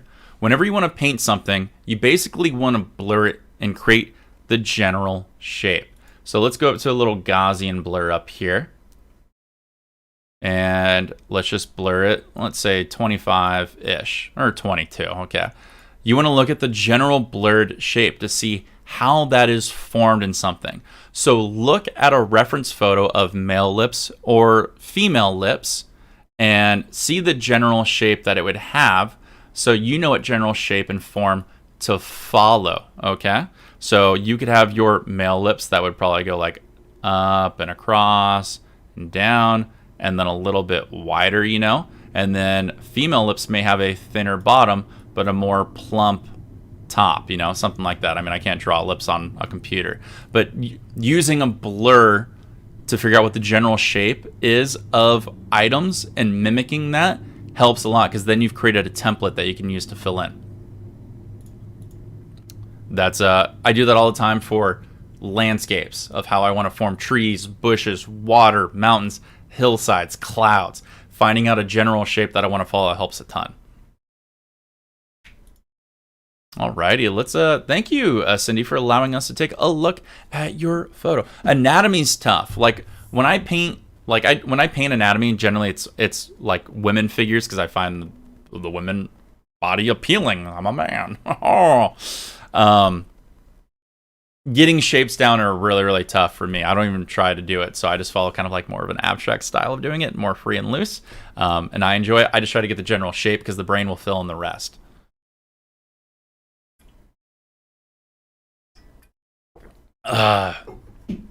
Okay, who can we do next? But hopefully that made some sense. Tupper, do you only do drawing? Do you do painting as well, or do you work in any other art forms? All right, let's move Cindy over. Cindy, I can't wait to see what you paint next. That was beautiful. Alrighty, do we have any other YouTube members? Oh, Art of Shenanigans. You just answered the question. Art of Shenanigans, where is yours? Is yours Instagram, Twitter? I'm not sure where yours is at, because you are a YouTube member. Oils with Mick, I have yours there, but I got to get all the YouTube members done first. It's the priority. Unless you want to become a YouTube member, then I can escalate you to the top, my friend, and make you a priority. But Art of Shenanigans, where is yours? Where did we put yours? Instagram? Alrighty then. What was yours under? Trying to see here.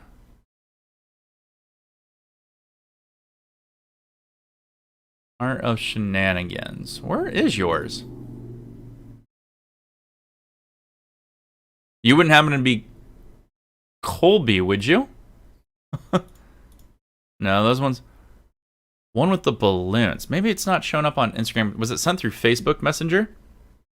Let me check here. Sometimes things don't show up unless they're Facebook Messenger, or no, if they're Facebook Messenger, they don't show up on the desktop version.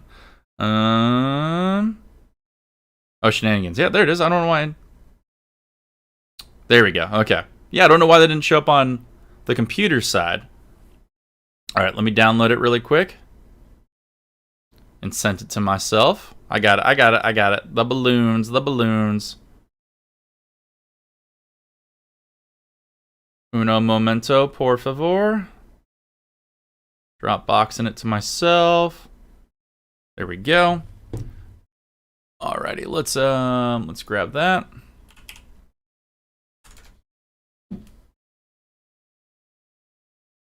Download.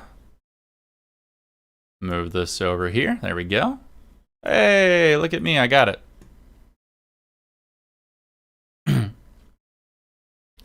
Big fat $1. $1 supports me and my dreams. Used to get me a Happy Meal. Or like, you know, something off the dollar menu. Not anymore. I don't even know if the dollar menu still exists. Everything's so expensive. Yeah, it makes sense. I only draw with pencil, and I mainly go for humans in general as I find it fun. And that's fine. I like drawing shapes, and landscapes are really exciting to me. Generally, when I paint, I like to paint like winter scenes. I live in Southern California, and this is where I've grown up. So I don't get to see winter, which is why I enjoy painting it. So I kind of understand what you're saying. Just human anatomy never really intrigued me so much. Some things I would really love to do, because I have a lot of ideas in my brain that I just can't get out, but to each their own. That's what makes art super fun. All right, Art of Shenanigans, pulling this in here. Let me just put your name on this so I don't forget. Art, pulling it over into Photoshop. This is your 5th painting. It's oils, painting for about a year and a half now. It's a big one. It's a 4 foot by 3 foot canvas. Oh, damn. Okay, yeah, you said it's oil painting. Okay, cool. Let's pull this sucker up here. I'm back. Oh, there we go. I cracked my back. That felt so good. All right, let's review it over here. So we've got air balloons going across. I'm assuming I'm assuming this is a work in progress. Is this a work in progress, Art of Shenanigans? I want to say possibly, but I'm not sure because oh wait, this is probably a cloud. I'm sorry. I thought this section right here was the beginning of a landmass that was going to continue off into this side. And then that was going to like hold in this water element down here. But maybe I'm wrong. I think this is a cloud. I think these are clouds. So maybe this is over an ocean? Maybe a lake, perhaps? This is the fun thing about art, is you get to make up your own ideas sometimes. Well, let's get my face out of here. So we've got a beautiful air balloon scene with a nice troubled sky, meaning on the horizon of the water here, which is either probably lakes, clouds, we're not really sure. Up to you for your own interpretation, with the reflections of the clouds reflection of the balloons. And then we got our light source over here on the right hand side, either setting or rising. I'm assuming probably setting if I had to take a shot in the dark. Clouds over water. Okay, cool. So let's take a look at what we got here. So this is an extremely, extremely hard painting. Because there's a lot of tough elements in here. Now, the first thing I notice is it's very patchy. Patchy by design, though. And what I mean by that is you can see all the distinct, strong brush stroke marks up here, which I'm actually a huge fan of. Okay, but if that's the style you're going for, you need to make sure you continue it throughout the entire painting, or it's gonna stand out as a mistake, or mistakes, if you will. Oh, Cindy, thank you for the 5 with the laugh of the dono of the super sticker there. Thank you so much for your love. I appreciate it so much. I like the little laughing avocado / pear with its jolly little tummy. Thank you so much. I appreciate your love and support. You are everything to me. So if you're going to do this patch design work all the way through, make sure you continue it all the way down and across so it represents that illusion. Or if you're going to not continue all the way through, you want to make sure that it has a transitional point. So let's just say you're patchy out here, less patchy out here, and smooth in here. You're creating a focal point that's moving your eye towards something. So think about that as when you're painting in the future. Okay, Shenanigans. I personally probably would have blended the clouds in a little bit more to each other, because in my eye, the balloons are the focal point, obviously. Even the reflection points of them. So having less texture and strong... Oops, I wanted to duplicate this there. Having less texture in the sky would make my eye not focus on it as much. But again, that's an artistic choice. I try to make the clouds have a dark, angry punch to them. It just didn't translate to the water. And that's... So here's what I would do. This is a tough painting. So I would cheat. I like to cheat a lot when I paint if I'm struggling. So let's say we cut this painting in half, okay? Let's say this was cut right here. Represented by the green line. You got half your painting, oops. You got half your painting up here, half your painting up here. All right. What I would do is I would paint a template for my clouds. Let's say my clouds go like this and comes down, okay? And then the next layer of clouds comes like this and goes over that way. And these are different colors.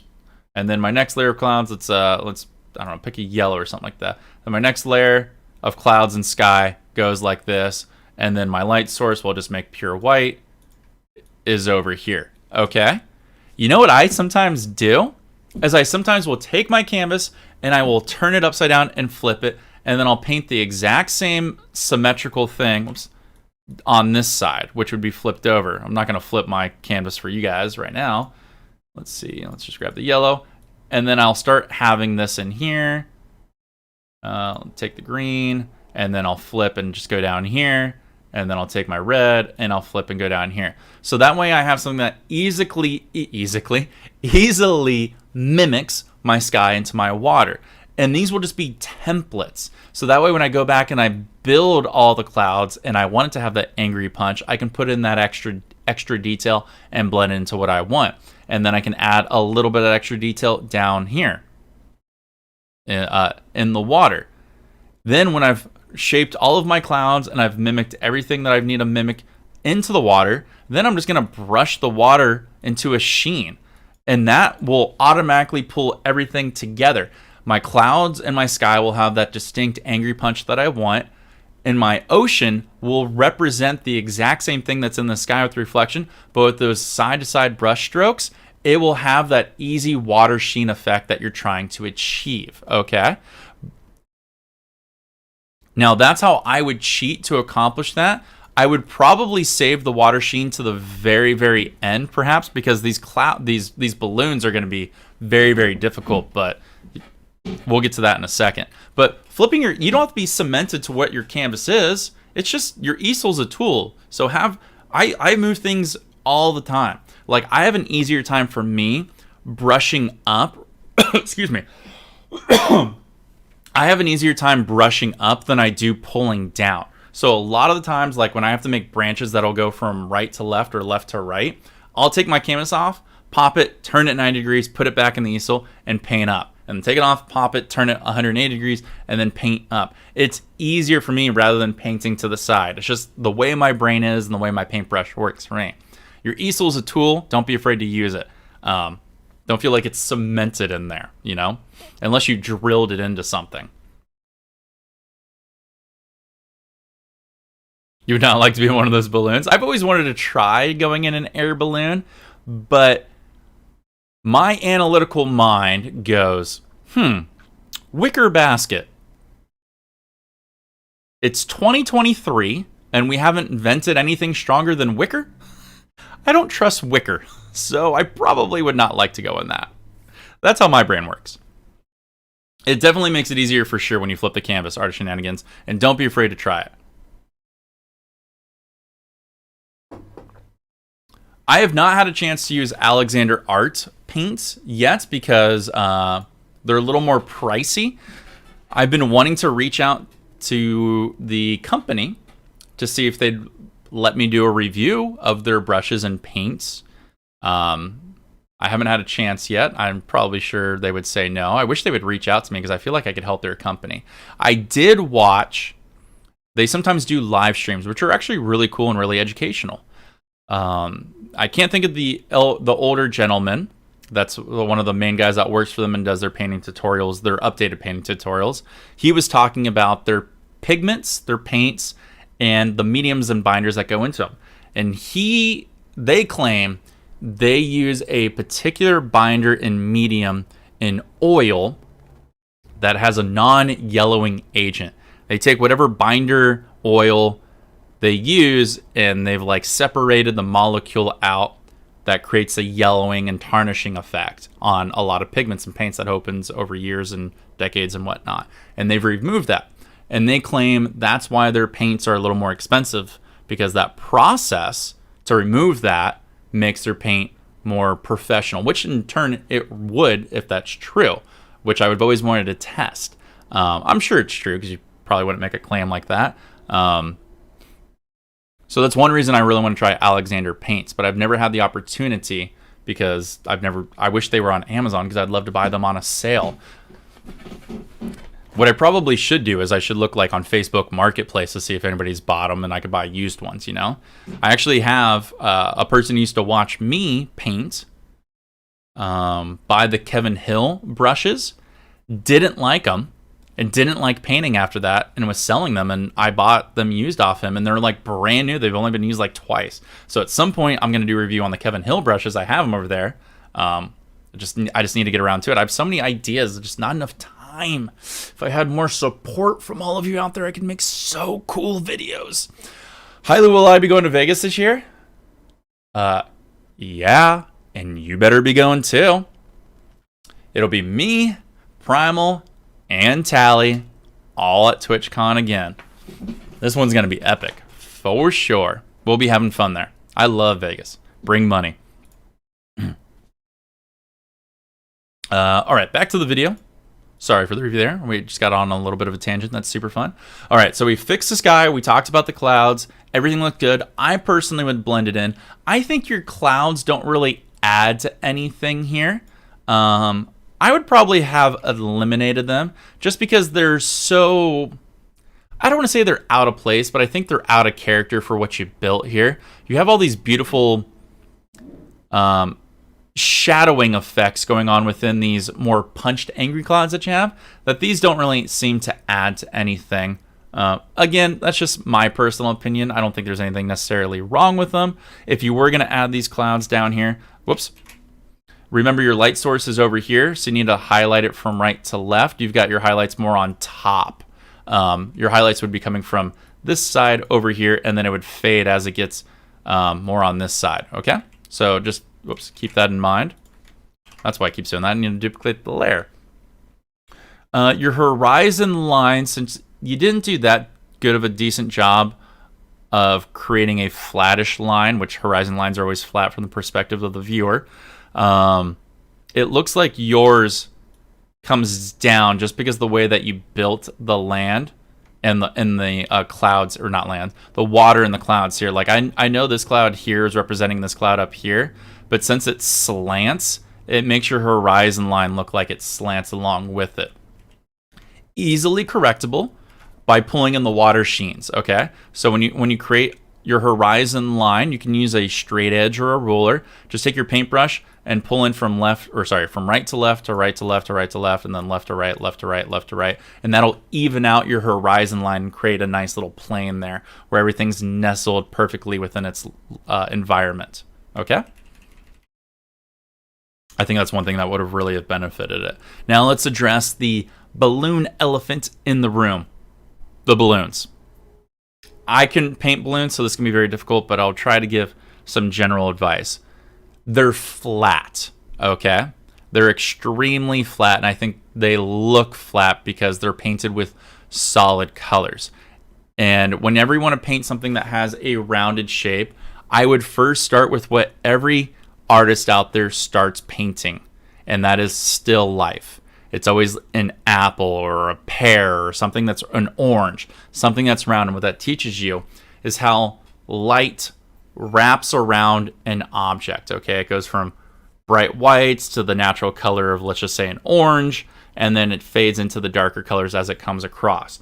And that builds character, that builds shape, and that's an extremely hard thing to do when you're starting out painting and you're painting multiple shapes that would need to wrap light around it. Okay, so if you want to start doing things like this, you need to start practicing with still life a little bit so you understand how light envelops and wraps around things. The second thing is, and I can't do this, is when you have something that is a shape of a circle or an oval or anything like that, the perspective of lines will be skewed and warped. Now, most of your lines, you tried it, and I can generally see it. I'm going to go with a way thinner brush here, okay? Your lines, you tried to wrap around and create the illusion like they're being bowed out.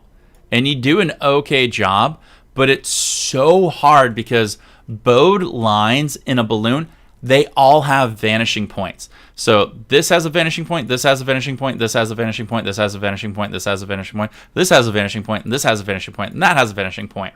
And I can't teach that. That is well beyond my expectations and expertise, because you'd have a line that comes up and then vanishes down, and then a line that comes up and then vanishes down. A line comes up and then vanishes down and vanishes down. And that would create how the balloon is closer to us in perspective because it's inflated and then fades away because it's circle. And that's super hard. So what I would say is you'd have to build up to that, but the shading of colors you have to learn. Like, this is all one flat color, this is all one flat color, that's all one flat color. This is definitely all one flat color. This actually should have the most shading on it because it's the closest to the light source. This should be, let's start with green. This should be brighter over on this side, and this should be darker on this side, and that would help light wrap around it, you know? It's just, you have a really cool idea, but this is an extremely, extremely advanced painting. What I would say is probably, if you paint something like this again, Shenanigans, I would eliminate these three, and then just make this balloon here.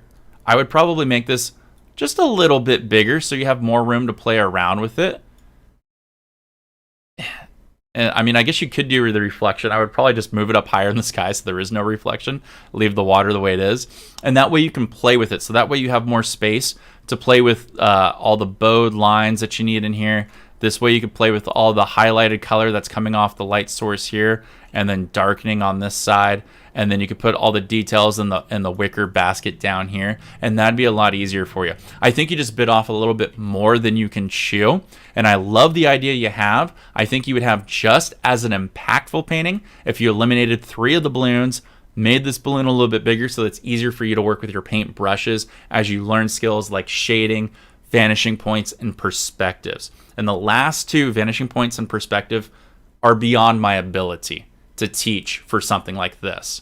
You'd have to learn from like a still life artist on YouTube, which I would recommend, because they'll probably, like, Painting Coach probably could teach you a lot of these basics here. But still life is what you want to study if you want to start doing a lot of things like this. But this is such a cool idea. What I would do is redo the sky, water sheen, even out that horizon line with the brush strokes that we did. Don't forget to flip your canvas so that way you can mimic what you want in the sky into the ocean, or vice versa. Eliminate the clouds, eliminate 3 balloons, paint just 1 balloon a little bit bigger so you have more control with your hand, and spend a lot more time. This balloon right here, no joke, would take a normal artist days and weeks to paint. Don't feel like you have to paint it in 1 hour, you know?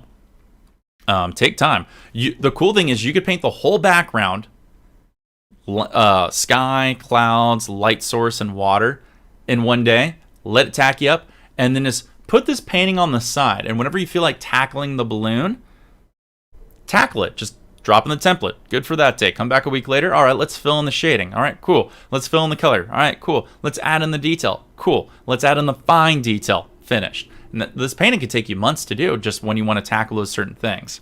I love the idea, though. And first of all, let's just give you super duper kudos, dude, for adding in here the heat source of the light illumination through the I don't know what a balloon's made out of. Canvas material? I don't know what a balloon's made out of. But the fact that it shows through, super dope.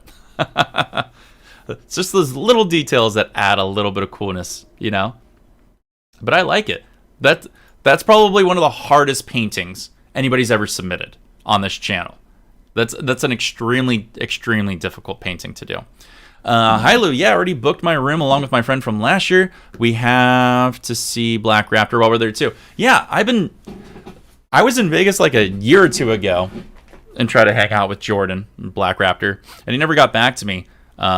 Tally and his wife Brooke have each other's information, so apparently if you want to hang out with Black Raptor, you got to get Brooke's permission. She's, the one that does everything. So yes, we will be hanging out with Black Raptor. Where you stand, I believe our rooms, we got Treasure Island. We wanted to get something that was parallel to the convention, but not too close and affordable. So we got, I think Treasure Island is where we're staying. And I'm trying to think. My friend Ben the Brute used to live in Vegas, but he moved a couple of years ago, which I'm bummed about. I hope he goes, but it seems like every time I tell him about TwitchCon, he's like, dude, that's the same weekend as my wedding anniversary. I'm like, oh, just take her to TwitchCon. Woo. All right, who wants to try to top that painting there? Or are there any other YouTube members that I can do that are sitting in the channel here that would like their opportunity to get a review with us? Because you have first dibs. I like to be active. Or if anybody wants to become a YouTube channel member, I'll be more than happy. And Cindy, thank you so much. Or not Cindy, that was Art Shenanigans. But Cindy, thank you too. Art Shenanigans, thank you for letting us take a look at your art. That was beautiful. 'Tis beautiful. But I have in the wings here, I got Oils with Mick and I got Josh. I don't know if whose Josh's is, but if not, we can do... If nobody wants to go next, I can have Oils with Mick. That is, if there's no other YouTube member out there.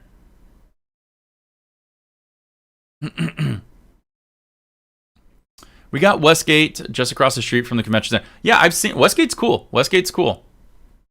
I'm curious what the prices were there. I probably should have checked on that too. That probably would have been easier for me. I wanted something on the strip just because I like to have fun at night, but Westgate is like... It's like a 10-minute walk from the strip, or like or maybe it's like 10-15-minute walk from the strip, or like a 3-minute car ride from an Uber or taxi. But all in all, it's gonna be good. For 2 people, it was $700 per person, and was that for the full 3-day weekend or whatever it was? That doesn't sound bad at all. That actually sounds extremely affordable for Vegas. You do still life? I've never tried still life. It just doesn't interest me. Well, unless you count floral. I do flowers. I don't really... Still life to me, for some reason, I guess, I would fall within that category. Whenever I think still life, I always think bowls of fruit. Just what I was taught when I went to like school, you know? Oh, for the weekend? Dude, that's a great deal. That's way better than what I'm probably paying. I gotta look back at mine. Mine's probably like a couple grand. I'm like, gotta find somebody to split it with. You just sent me one on Instagram. Well, let me see if there's any other people here. Since we already did you, I like to get through what we can of any others. Since I think we hit all the YouTube members, I think I probably got time for just one more. If Mick is still here, Oils with Mick, I believe we can do yours. We can finish strong unless we get some kind of like huge something happen in chat, but I'll be more than happy to do Oils with Mick. I like to do one per person per stream so that way we spread the love around, but I'll be more than happy to save those ones for next time. Since this is the 3rd one in a row, maybe we'll get 4 in a row. All right, Mick, let me grab yours, buddy. Pull yours up in here. Plus, Ryan's got to eat breakfast still. All I had was a protein bar this morning. Are you flying there, Hilo, or are you going to drive to Vegas? I'll be driving. It's not too far from me. It's like 5-6 hours. Oh man, oils with Mick. I already love you. Look, already on top of it. It's an 18 by 24 wet on wet oil. 1 hour paint time. Painting 170 oddish painting. I love it. Let me add to that. What did you struggle with, and what do you think you did best on while we reveal the painting here? Gonna drive another 12-hour trip? It's probably not that bad for you guys. There's more time in the car together. Romantic. Alrighty. Here we go. Let's duplicate this layer. Let's zoom in for all of you. Move it over here to the side a little bit. Let's remove my ugly face. So here we go. We got a beautiful, beautiful blue sky with some soft, beautiful clouds. I love those clouds with our distinct mountain range in the background. Also nestled in with a background tree line encapsulated by water, surrounded by some land cutting into it with some more trees, moving water, trees, land, blah, blah, blah. All the goodness. I love this one. Followed by with our little waterfall and rocks and troubled water. This one's dope, dude. Struggle with the mountain, did well on the rocks. All right, cool. Well, let's see what we'll see. Ryan might have something to say about the rocks, but we'll get to that in a second. Dude, this is dope. I like this. First of all, I'm going to say kudos to one thing that probably doesn't matter to anybody out there, but I'm going to say I love how smooth your sky is. I love it. I think that's probably because it looks like it's maybe a decent quality canvas. Just your sky looks so... Whoops. Go back. That was supposed to be a brush.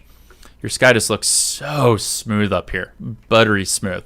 Congratulations. I love how there's the darker corners a little bit. Not as much on this side, but maybe because that's the light sources over here.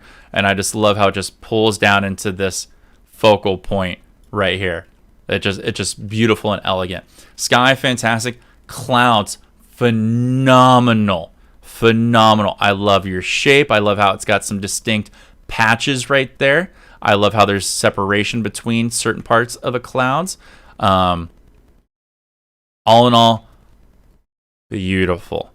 The only thing I would say probably in the cloud that may have helped you a little bit, I don't know if you had necessarily mud mixing. Your trees on your right side look a little more, I don't want to use the word sporadic. I'm going to use the term loose. Look a little more loose, like with how you applied paint, which is perfectly fine. It shouldn't have a lot of detail, but it looks like you may have had a little bit of mud mixing. Can't tell in the photo, but if you did, I'm sure you're maybe nodding your head and going, maybe I did or didn't. Let's see what he says. Next time, if you did, take your blue shop towel and just rub off this particular section of what you put in with your blue sky and clouds. Removes that extra layer of paint, so when you do put down your trees and your highlights, there's a little more toothing for the paint to stick onto, so that makes it a little bit easier for you if you're trying to have something a little more uniform or a little more less mud mixy-ish, if you were, Mick. Just a little piece of advice. Let's go over to our mighty mountain, and this is awesome. This is a great mountain. You didn't get a lot of paint breaks, but the slicing of white snow that you got on here is great. I like it. The only advice I would have is your slices go pretty far down into your tree line, and that's fine. That could be an artistic choice. If you wanted to make your mountain look more in the distance or look like there was more separation, like the mountain was a little further back, Mick, is you would want to tap out the bottom part of your mountain a little bit more and then brush up, so that way it removes some of the paint. So there's a little bit of a hazy glow at the bottom there. So that way it creates more of a separational line between your trees here and the mountain. And that's it. I personally think you probably could have added a little bit of more of a shadow to make this stand out, just like what you did for the highlights. Generally, every highlight needs a shadow. In this case, you use just the contrast of your base coat of your mountain, which is fine by me. I think it's an elegant choice, but think about getting in the habit of adding a little bit of shadow swoop in there, so that way it makes your mountain look like it's really coming out of the earth there. And just adding just a simple down and swoop will be beautiful. Yeah, not a romantic, just being just friends. I know. Hey, I'm going to be driving with Primal and Tally. It's going to be romantic for us. Your trees in the background look good. They don't have any distinct ability to them, which is what you want. I probably wouldn't have brought the scratch lines of the trees all the way up. I probably would have done a thinner line just so it's not as distinct, because these lines that you scratched in here are just as distinct as these lines over here. So generally what I like to do, Mick, is I don't have it here. We'll represent it here with my Post-it notes. So let's just say this was my palette knife, okay? What I would do for the background ones is I'd turn the palette knife completely blade flat and I'd slice in, okay?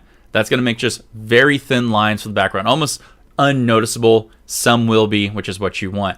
Then as I work to that middle ground, I take my blade and I use the corner and I turn it so that way it's got a little bit more of a nub, and I'll scratch that either down or up, and that just makes a tiny bit of a thicker line, which you'll be able to apply to these ones here. Now you've created a little bit of difference between the two. Simple, easy trick, and all you had to do is just turn the knife.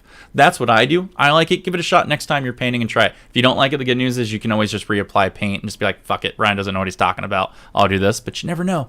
You might be like, damn, that's a good tip. Water looks really good. The only critique I would give, Mick, is I like the rushing water effect, and I love the texture that you put in. However, the texture that you have here is the same amount of texture that you have here, is the same amount of texture that you have here. This is closer than this. Whoops, let's do this in green. This is closer than this, and this is closer than this. So what I would do, Mick, as this background, I would fade out with a fan brush, a soft fan brush, or a 1-inch brush that I have control. So that was just a very soft water sheen. This one I would fade out half as much as this one, and then this one I would leave full texture. So that way it creates the illusion that the water is moving closer to us because it's gonna go down your almighty waterfall channels, okay? So hopefully that makes sense. Easy effect to do. It's just softly sitting there and just blending very, very easily. Very, very easily. Okie dokie.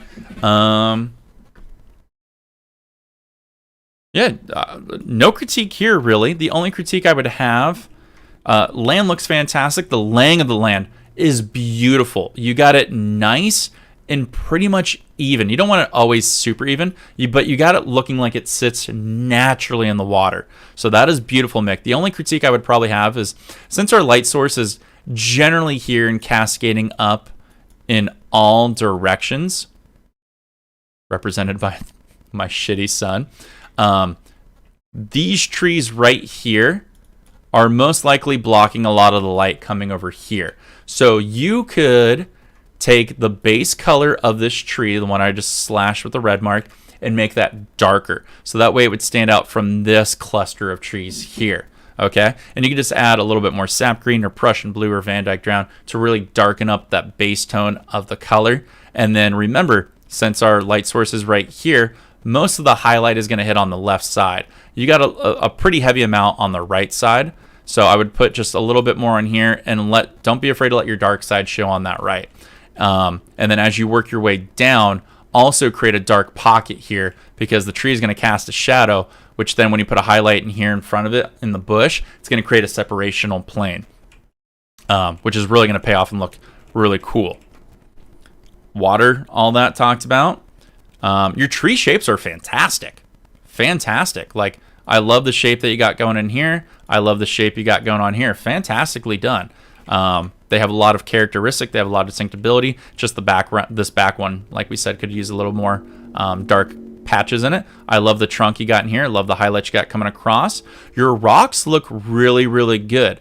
The only thing I think you probably could have added to it, again, is a little bit more dark. Remember, like we just said, our light source is over here, so your light's going to wrap around in these particular ways.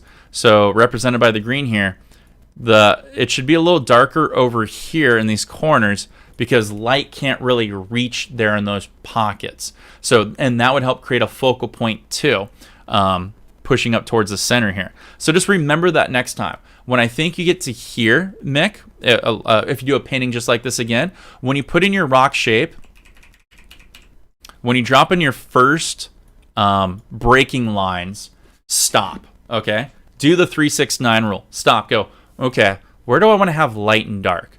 Okay, well, my tree's sitting on a shelf, so maybe I'll put my next line here, and then I'm just gonna pull down a little bit here, or let's pull down a little bit here, and pull down here, and then pull down here. That way, my light will fade naturally, and I don't have to do any extra work. Like, hopefully that makes sense a little bit. And do the same thing on the right side as well. Your rocks look cool. I would probably, in my mind, I would probably put one more color in the rock, whether it be a gray or a little bit of blue or a little bit of brown, just so it's not just so much black and white.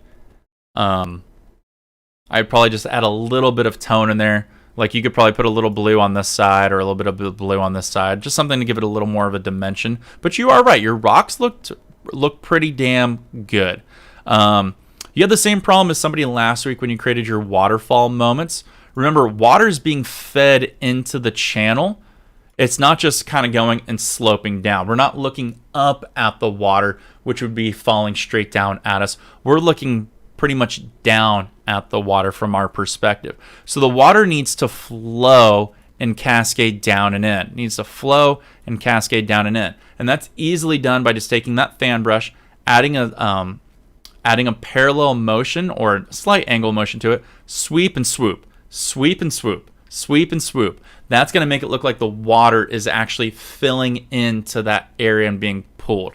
You'd only do a straight line if you're looking up at the perspective of the water element that's falling to you. But we're looking down at it. The other thing is, I think you got a little heavy. This is only, in my mind, this looks like it's only fallen like 3 feet and it's spraying pretty heavy. So I would probably have calmed a little bit of the water down here. Or I guess, you know what I actually would probably do? I'd probably bloom it up and then have it fade off and out. Bloom it off and up and then fade it off and up. And all you got to do is just tap it out just light and gingerly. You got a very strong babbling brook here. It's not bad. It's just I think it would be more natural if you faded it a little bit. Take your 2-inch brush, clean it off a little bit, and just tap in those areas to fade that white off and away. And then it's good.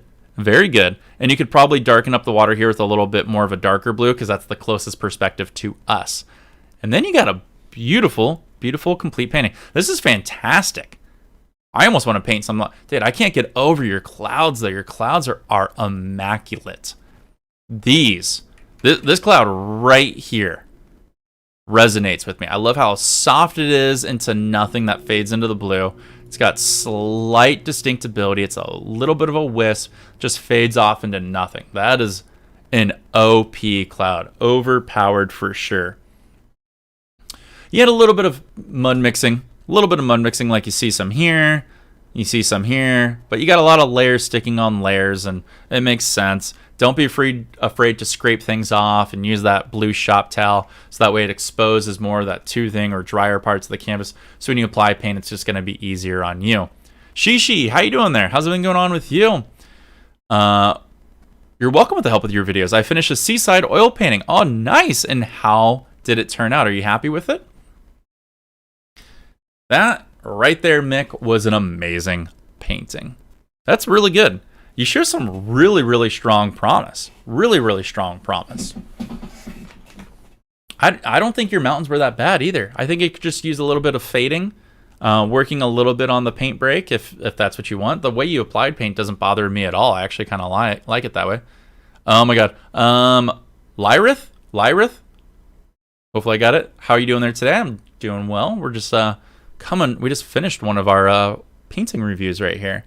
And then just making sure to put the shadow side on for the highlight side, I think will add a lot for you. I imagine you're probably right-handed, Mick, which is probably a little harder to do the opposite side of the shadow for you, which is maybe why you didn't do it, or maybe you just didn't think it called for it. Like I said, artist's choice there. All in all, it's a banger. It's a banger painting. Ah, delicious. Dude, we had some awesome paintings today. You guys are getting better and better. Oh, you're actually a lefty. Oh, then that side should have been easier for you. I'm actually surprised you didn't flip the painting then. So that way your mountains are on this side over here, so that way you could pull the paint down and closer to you. Or fade it in that way. I'm right-handed, and I always find it easier to fade paint away from me. But that's just me. I mean, everybody, to each their own. Pretty soon, you guys aren't going to need me. You're not going to need my tutorials or anything of help there. You guys just keep on banging every painting in and out, just looking beautiful. It's immaculate what you guys are creating now. I'm so proud of you, each and every one of you. Oh my lordy, lordy, lordy. You guys are doing great. Well, I think that's going to have to do it for us for today. We got some beautiful paintings done by everybody. We got some good advice, and I think we can see where everybody's progressing. I'm super stoked. I'm super stoked. I don't know if I'll get a chance to do this next week, but if you guys like it, please let us know on the channel or in the VODs or in the live chat. It always makes me feel good knowing that people are having fun with these and getting information out of it. If I can fit it in next week, I will do it. I also got to work on a video for this upcoming week. I'm not sure what it's going to be on, but I will get in to do it. Also, Tally let me know he's going to have some vacation time coming out, so we'll record him doing something. So if there's something you want to see him do in acrylic, let us know. We'll see how we can fit it in. I think sometimes somebody wanted something way out of left field, so maybe we'll do something super unique. That's how we came across the nebulas. But this is really fun. Thank you guys for tuning in. If you're watching the VOD, hopefully you enjoyed the video. Thanks for watching this entire time. If you're here the entire time, I really, really appreciate it for sticking in here. Good seeing old faces like you, Hi Lou. We'll be coming back real soon.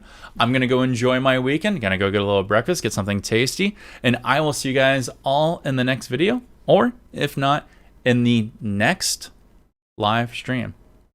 Thank you guys all for tuning in. Take care. And as always, peace.